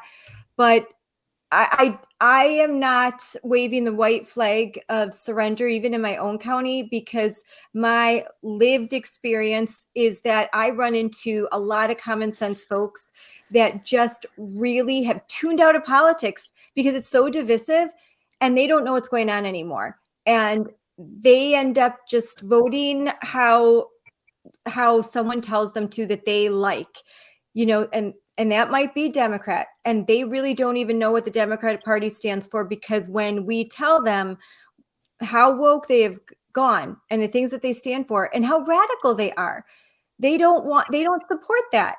So we have to come to grips with the fact that we really haven't done a good job of getting our message out. It's either the people that are getting the message out, it's very extreme. And then of course the mainstream media only amplifies the crazies, the people that are just way off the reservation. And then they're not going to amplify us, because they are not going to strong arm our arguments. We're going to have to do that for ourselves. I do think that Trump is a big reason that we've seen the WOW County erosion. And I voted for Trump 3 times, which a lot of people in Wisconsin can't say. Like, I voted for him in the 2016 primary. I wasn't a Cruz person, although I like Ted Cruz. But I get his failures, and I've been really frustrated by his refusal to let the 2020 election go. I am for election integrity, which is a different question than decertification, right? I'm for election integrity, but hanging on to the 2020 election narratives, I think, is self-defeating. People don't want to look to the past when they're voting for a candidate. They want to look to the future. They want a promise of hope. Look at Obama, hope and change. Even Trump himself in 2016, make America great again. These were optimistic slogans about looking forward. Nobody wants to look back to 2020. Honestly, it was a dismal year. We had COVID and Trump, the presidency went to Biden, all of that. And who wants to think about 2020? Anyway, in the WOW County, I have friends who are Republican women, and they will not vote for Trump. And I'm a little bit worried some of that could rub over on Dan Kelly unfairly, I think, but he was endorsed by Trump in 2020. And I'm sure the liberals will make sure to remind people of that every chance they can get. And I heard he's not some big Trump MAGA guy. Like, that's actually not who he is. He was busy on the court writing great conservative decisions. So I don't think it's particularly fair, but I think it'll happen. So I think Trumpism has hurt us in the WOW counties with women, frankly. It has. It Well, has. and that was the attraction to Jennifer Doral, and that's why I had hoped Doral would do so well in those counties because of those women that are anti-Trumpers. I mean, Yeah. we just can't, these emotional tactics that kind of keep us weak and pessimistic, they are actually what irritates me is these are the woke tactics. They are the tactics of victims, that we are perpetually a victim of the 2020 election. I that is not in my DNA. I don't run around claiming victimhood, and I really don't like seeing my side walk around like, oh, woe is me. Oh, we're gonna lose. We're gonna lose. We don't have enough money. We don't have this. We don't have that. It's so no one wants to be around the doom and gloom. That, and it's just too much of it. And it's appropriate to say, it's appropriate when right now when the construction is, when the criticism is constructive, when we want better and we are trying to poke and prod to get things to move along better, but a lot of people like to just complain and they don't do anything. Well, and it's also self-defeating, because if we're constantly telling our side it's rigged, rigged, your vote doesn't count anyway, why would people turn out to vote? I hear that a lot. It's a self-defeating strategy. And Brian, you're still hearing it in terms of people. It sounded like today at the event you were at, people were saying, I don't like absentee voting. Why are you encouraging absentee voting? And to circle back to that, we absolutely need to be encouraging absentee voting, and we need to be encouraging confidence in the election enough that people will get off their sofas and go vote in April, or we're going to lose everything, right? I mean, we are going to. Do people understand this? I mean, I don't know. I mean, I know the people on my Facebook wall do because they're engaged. Right, and I've got to jump off here shortly, but I guess what I would say is that I always have had a sign on my up at my office that kind of is kind of my true north sign, and it says why lose when you can win. Yeah. And that's my attitude about these things. It was my attitude when I was running legislative races for the Republicans when we took over the assembly. And it was like, let's stop figuring out ways to lose. And I'm a conservative. I do a little talk radio, so I don't mind arguing and all that sort of thing. I enjoy the debate and everything. But I'll tell you what, you don't get to run anything. You don't get to decide the nation or the state's direction. You don't get to decide to move, where the movement goes if you lose. Yep. And so we got to figure out how to win. And part of figuring out how to win in now just not even 5 weeks, or basically 5 weeks left. The only way we're going to win is put the temporary battles aside and decide we're going to get Dan Kelly elected back to the Supreme Court. Doesn't mean it's going to be easy. It doesn't mean that certain battles aren't important, but I just keep reminding me we got to have a true north on this thing, and the true north is winning the election. And I want to ask you one final question, because I know you have to go. For people who are joining us late, Brian is sitting in his car at a Quick Trip parking lot. That's so hard. I mean, this guy is working so hard. Yes. And we appreciate that you're doing that. I mean, you're just going event to event, calling donors constantly. But anyway, I wanted to ask you one final question, which is, what message do you think Dan Kelly should use and emphasize to win this? I think part of it, I haven't defined it in my own head in some ways, but I to get into the most general point is that Janet Protasiewicz, in terms of how he deals with her, is out of the mainstream of like 70% of the people in this state. It's not even close. She holds personal views. I mean, how ironic is it that she's going around saying how she'd rule on cases because she feels as though people need to know her values? Well, when we talk values, it's terrible. When she talks values, oh, she's just giving us a picture of how she thinks. It's nonsense. It's ridiculous. I mean, somebody was saying at the event tonight. He said, we got to be plainer about what we're about Yeah. and what she's about. And they're absolutely right. If Yes. we're plain about what we're about versus Yes. what she's about, we win. And that gets to the issue of messaging, gets to the issue of the need to get up on the air and do the advertising.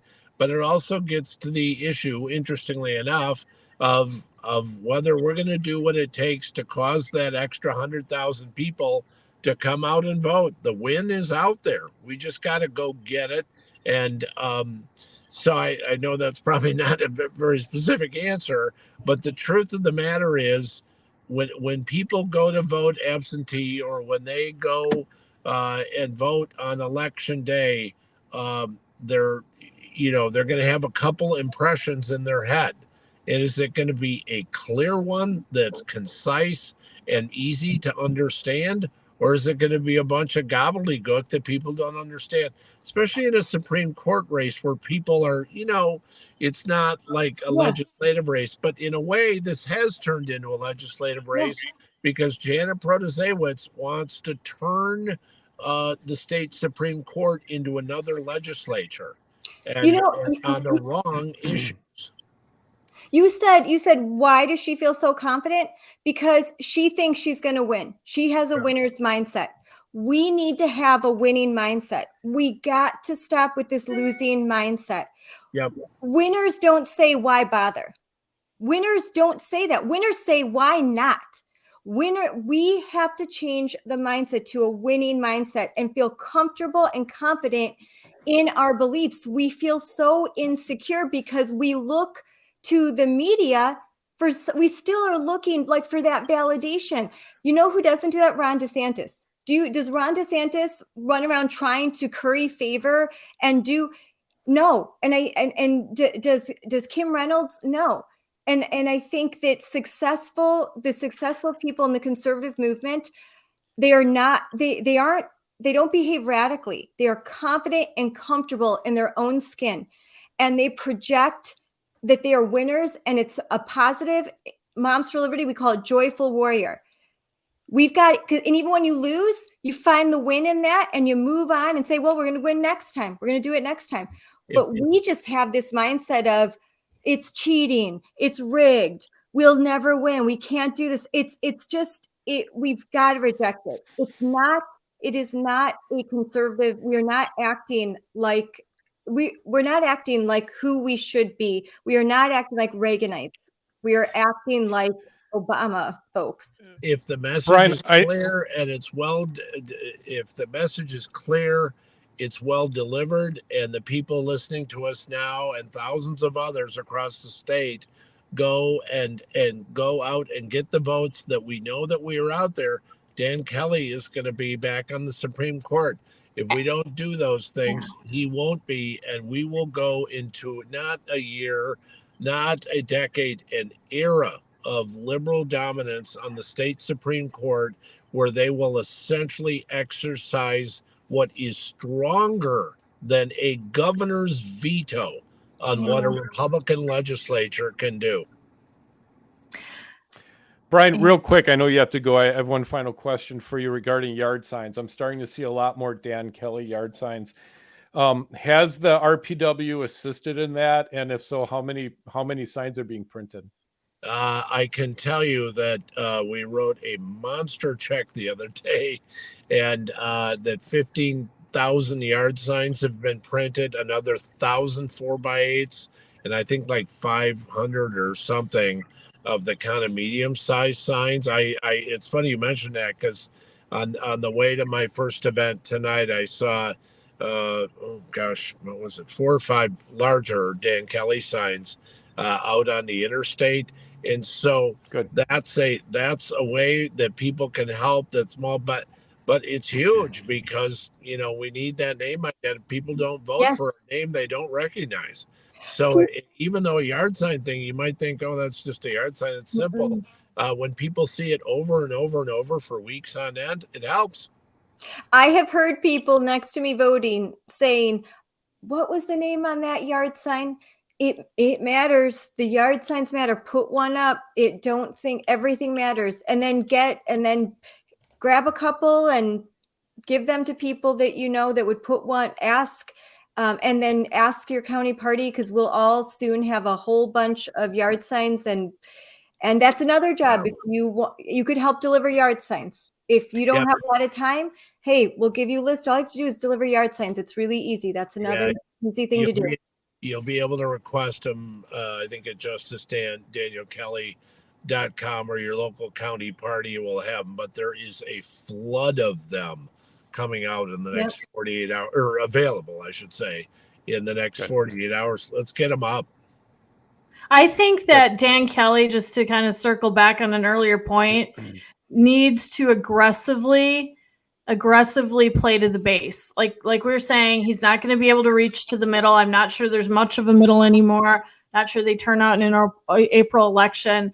I think it's a turnout game. I would like to see him work, maybe he is, but aggressively through the evangelical church community, through the pro-life community.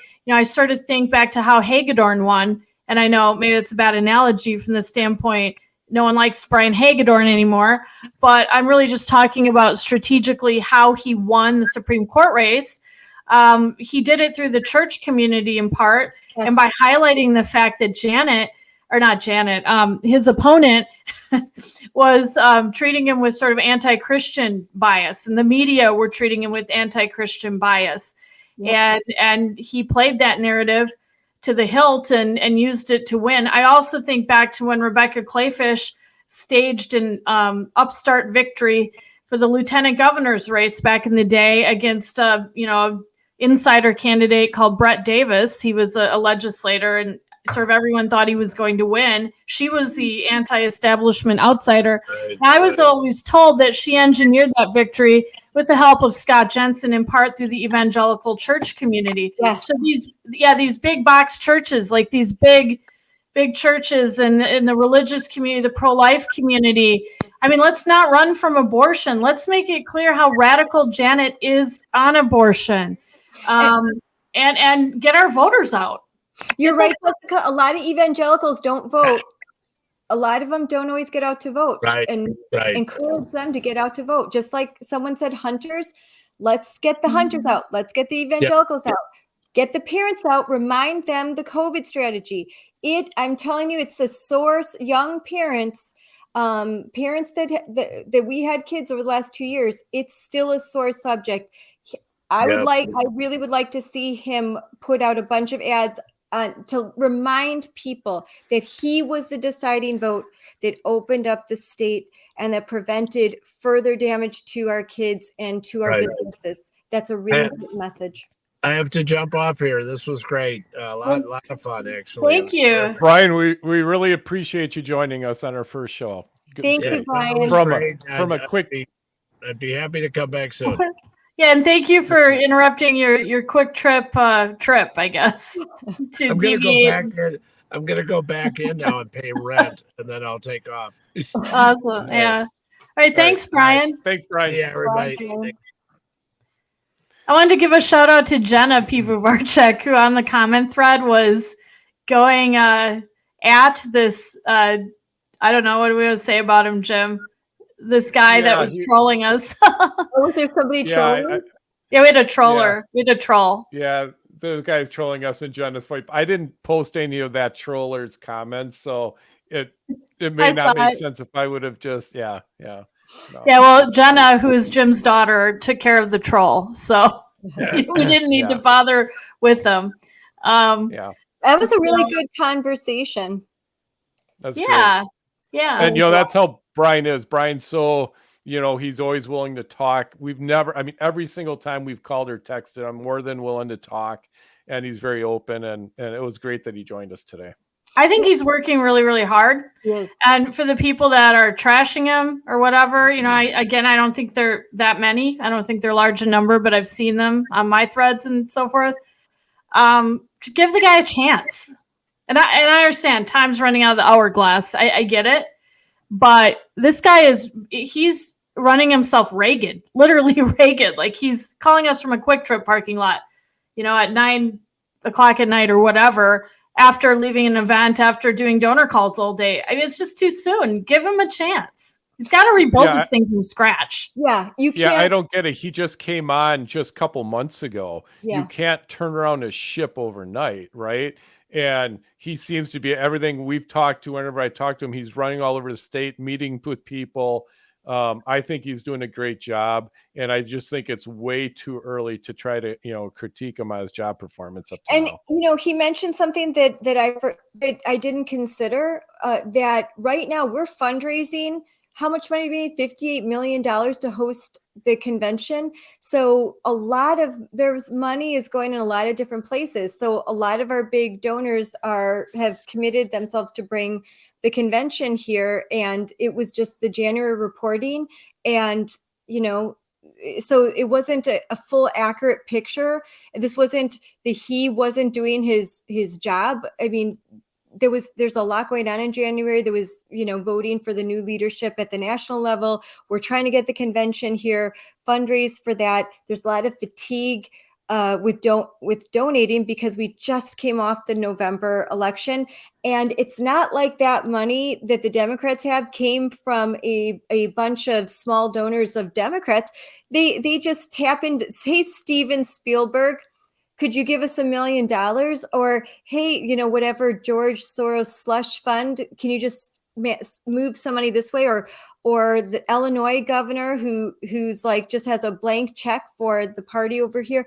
They've got a few big donors, and we have got to wake up our big donors and have them start to rethink the way that they donate. They hold on to money for a really long time.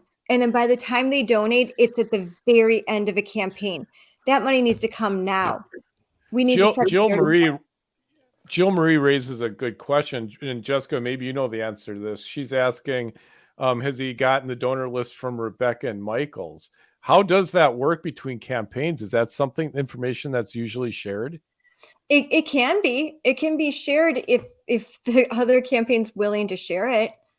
And like I said, I hope that very soon they are reaching out to the Doro campaign or to Jennifer Doro and asking her to come and do some campaign events at some point, put out some messaging, because I know that she's willing to do so. Jessica, you were at her at the Tuesday night, Yeah. Mary, and she was. Yeah.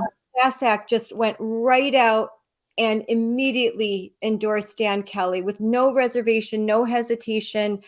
And I can say I was present. There wasn't any bitterness. It was just exactly the way that every future candidate that is a Republican should act if they lose a primary. So Jennifer, yeah, incredible class and grace in that, concession speech. And I did go to her party. It's 5 minutes from my house. So I thought, I think I'll stop in and see who's there and what's going on. And I was very impressed by her speech. And, she really took a lot of hits from the left, especially in the media. And her family took a lot of hits. It was actually heartbreaking that night to watch her daughter break down in tears on stage, during her concession speech, and to consider what her family's gone through and the horrifically unfair, in my opinion, attack on her son by Dan Bice of the Milwaukee Journal-Sentinel. And so she has every reason to be bitter and angry, and she didn't convey that at all. I mean, she was warm, she was empathetic. She stood up there and immediately urged everybody to unify behind Dan Kelly. The next day, I believe she tweeted out a statement and said the same thing, like, please unify around Dan Kelly. I hope that Jennifer lives to see another day politically. I mean, I think she could not have handled that better. Yeah, I hope she lives to see another day too. She handled it great. It's the example that again, that I hope that everyone that's a candidates in the future, whether statewide or nationally. And I also think that for those, you don't need to carry her hurt. If she's willing to let it go and support Dan, then certainly her supporters should be willing to let it go and support Dan. They should be able to see the bigger picture. So if she's willing to let bygones be bygones, then so should anyone who voted for her. So, yeah. So by the way, someone on the comment thread said, Ed Delgado, he said, is Michael still here in Wisconsin? My bad. I'm sorry. That was a cheap shot. Actually, you know, what's sort of interesting is we keep hearing sightings of Michaels in Wisconsin everywhere. Like someone told me they saw him at a Bucks game. Someone told me, what other sighting? I feel like someone told me they saw him standing in the back of some political event. An event. Yeah, we are hearing he's still around Wisconsin. He hasn't left. Yeah, I don't think he's left. I don't think he took a plane to Connecticut. It kind of surprised me, but I actually don't think he did. We've been hearing about him a lot, just being around. And I know he had lunch with someone I know recently in Wisconsin too. Let's hope that he's willing to donate and you know, campaign and do what he can do. I mean, we haven't heard much from any of the gubernatorial candidates. No, we haven't. I mean, Kevin Nicholson is still engaged. Like he was engaged, I think, through a PAC in the general election in November. And I know he gave Jim and I a grant to investigate the Milwaukee Public Museum through his No Better Friend Corp. So, you know, we've seen him in those capacities. We've seen him at a few events. Rebecca Clayfish, I know, is working really hard and with local candidates right now. And she's doing that very, very quietly. Project. Yep. Yeah, but she's doing that and she's doing it a lot. And she's helping school board candidates and, you know, local candidates all throughout the state, which is what she was doing before she ran for governor. And she's back doing that. She's really focused on those school board candidates and helping local candidates and doing a lot of good work. And she's not. It's all again behind the scenes. It's not about her. It's about the state that she believes in deeply. I love Rebecca. She is a wonderful person, and so she's still in the fight. She's just doing things differently and quietly, and using her expertise to help those, what we haven't talked about much, and maybe we can do that next time, talk about the school board candidates, because it's really important, and the aldermanic races. You know, sometimes when things, as we saw with COVID, sometimes, you know, you really need to build up your local, you need to really build up your local area, and that's the way that we're going to start to turn the tide of our state. We have to build up our local candidates. And we also have to, I mean, some of the things we didn't say with Brian, I think what's funny, I hear we're going to. I think Jill Bree just. Jill, you can't do that to us when we're live like that. That's. Yeah. Well, quite an entertaining comment thread tonight. I know. Yeah, I know. They're great comments. They're all Yeah, great. We have to. great. I know Ed has his own show, but we've got to have Ed come on here once in a while as a guest. He's great. Oh yeah, that'd be great. Ed, you want to come on as a guest? Yeah, that's an answer. Well, he'll comment in a minute. Yeah. Do that. But yeah, well, this was fun, you guys. Thanks for doing this.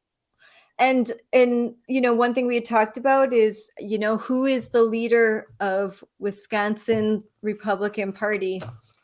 And that's something we can talk about in the future. Oh yeah, that's an interesting question. We were having a phone call to prepare this. We actually kind of winged this whole thing, but we did have one phone call.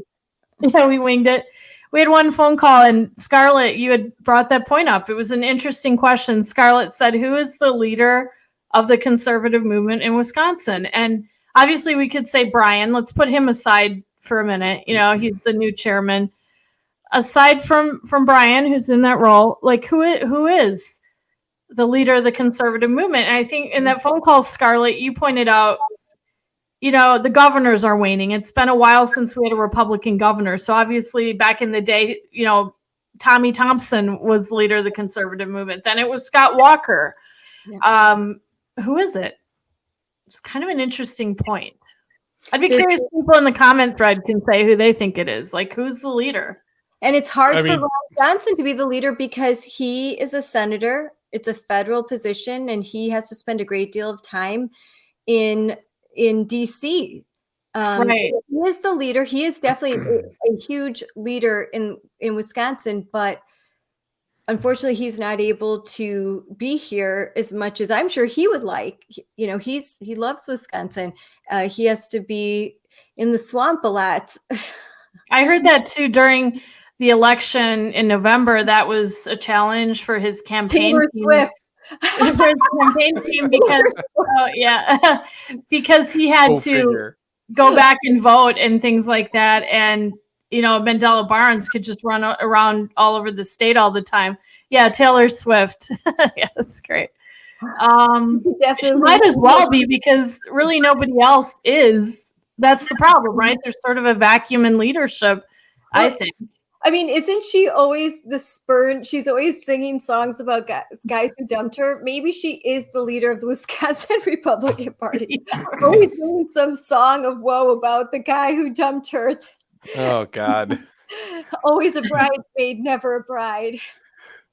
Yeah. Someone was telling me, you know, who's the leader? Who's the cavalry? Where's the cavalry? And then they looked at us and they said, you guys are kind of the cavalry. Like, oh, no, I'm not saying that in the podcast.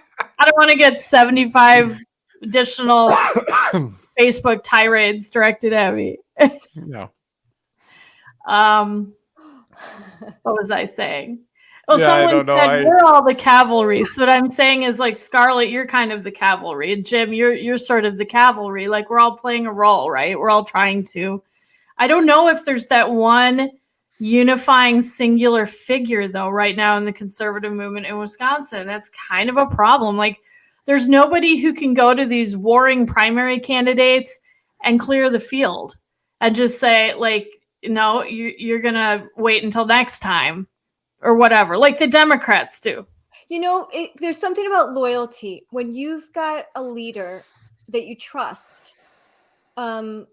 You're loyal. There's a certain level of loyalty and camaraderie that develop, so that even if you have differences, you trust that this person is looking out for you, and so you're willing to put your differences aside.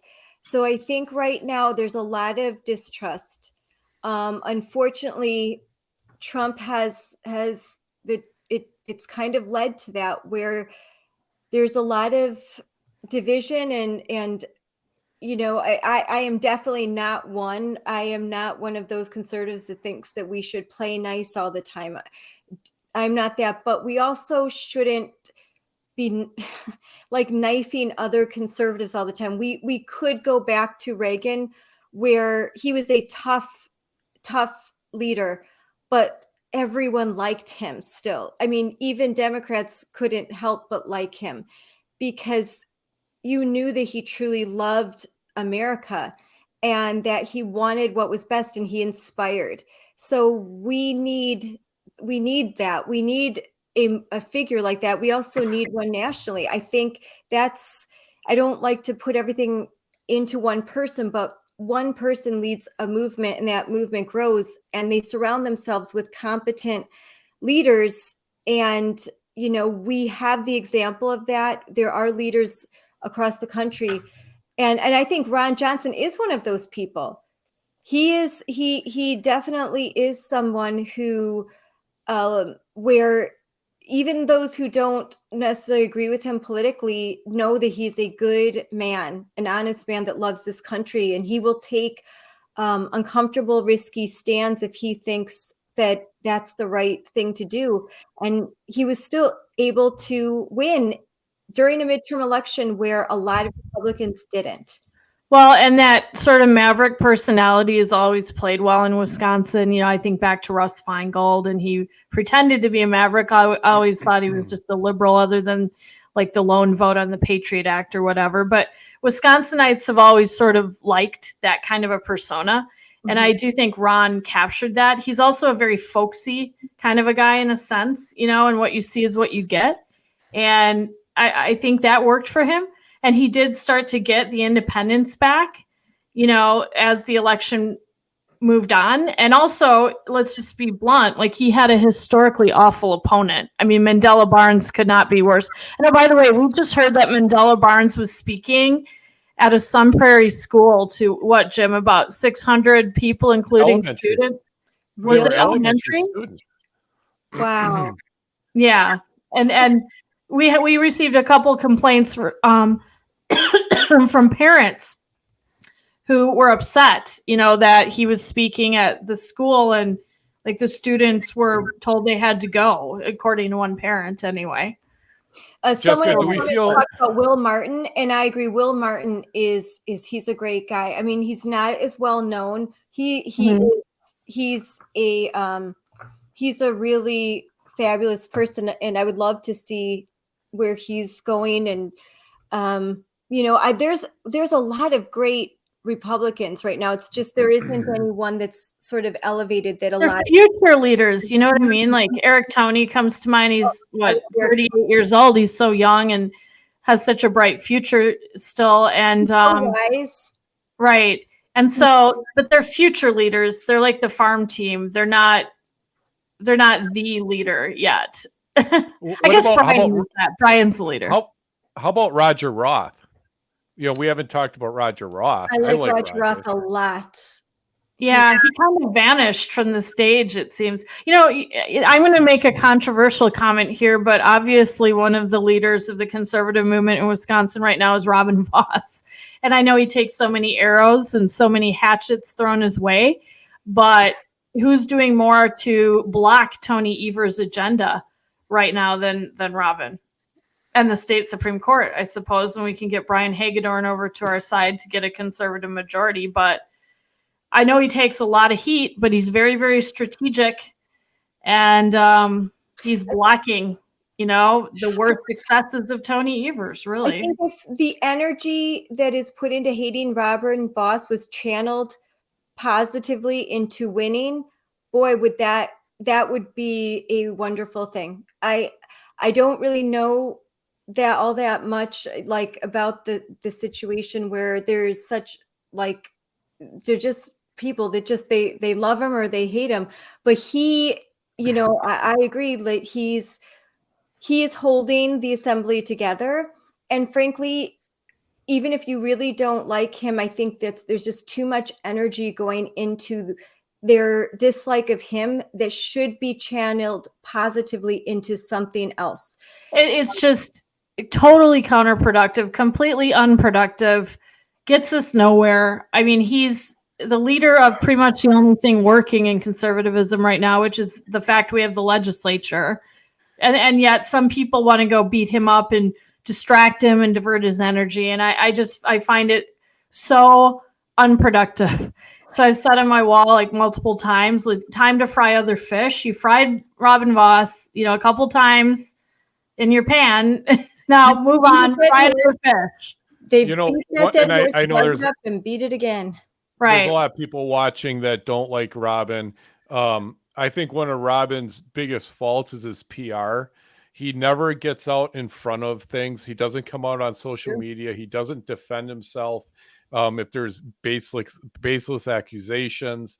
And that's one of the reasons why I think maybe our next show we can ask Robin on, and let's just start asking him some of these pointed questions. He needs to get out there and explain what he's doing and what the legislature is doing. Yeah. So we have a troll. Tough questions for Brian. Like we can ask him tough questions and but fair, We have a troll named Melissa, and I would say to her, I just always find it really interesting. People who sit there and decide to spend their energy being very, very negative and insulting to other people they don't even know. I just find it so psychologically interesting that's how some people choose to spend their evening, but whatever, more the merrier. Sagas to me, the things that the time that they spend writing me about how much they hate me. Yeah. I'm just like, oh, I'm sad for you. I don't even have the time to write letters like this to people I care about. I certainly wouldn't waste any of my energy writing to people that I don't. Someone mentioned Kevin Nicholson, who's great, and his family is great. His wife's lovely. His kids are great. He's Yeah, good person. Chris Lawrence is a fabulous grassroots Chris is organizer. Love Chris. great. Yeah, great name. Forgot about Chris. Yeah. I think what we should do for the next podcast is tell people in advance when it's going to be on and who our guest will be. So if it's Robin Voss or whatever, people can tune in and think of questions that they want us to ask him and put them on the comment thread. And we can ask some of your questions to the newsmakers that we bring on to this podcast. This is a new experiment, but I thought this was fun tonight. And we certainly would entertain people's suggestions for who we should bring on future shows. Yeah. And I think we should, I hope I was telling people, like, it's good to have dialogue and, you know, have dialogue. And these are people that we agree with. Even with Voss, you would find that you would agree with him 90% of the time. Right. You will agree with him. And so, but there's things that he has done that, you know, that have really angered and bothered some folks. And, you know, let's talk about it. Let's air this stuff out and then put it to bed and move forward so that we don't lose our state to the woke, because we're not losing it to Democrats anymore. We're losing it to woke. And these are people that are Marxists. They are neo-Marxists. And I know people may not like that term. But it's true. They don't maybe even realize how all of their ideology is just seeped in critical theory and Marxism. And the end game of Marxism is the destruction of Western civilization. Our civilization is on the line. We all have children, and I would rather they grow up in a free country and not in Maoist China. So, well, we all need to be unified. That's the message of the night, I guess, right? I guess that's about it. We've been on for over 2 hours, pretty long for an inaugural show, but thank you for listening and joining us and commenting. And thank you, Ed, for your kind words. And thanks, Ed. And we will be taking your suggestions. We are going to move forward in promoting more of our material. And we are putting on podcasts, and this will be recorded, and we will be distributing this as well. Yeah, this was really fun. I loved it. All right. Well, I guess. Thank you, everyone. Thanks, guys. Have a good night. Bye. Oh, dog. Is that Jim's? That's probably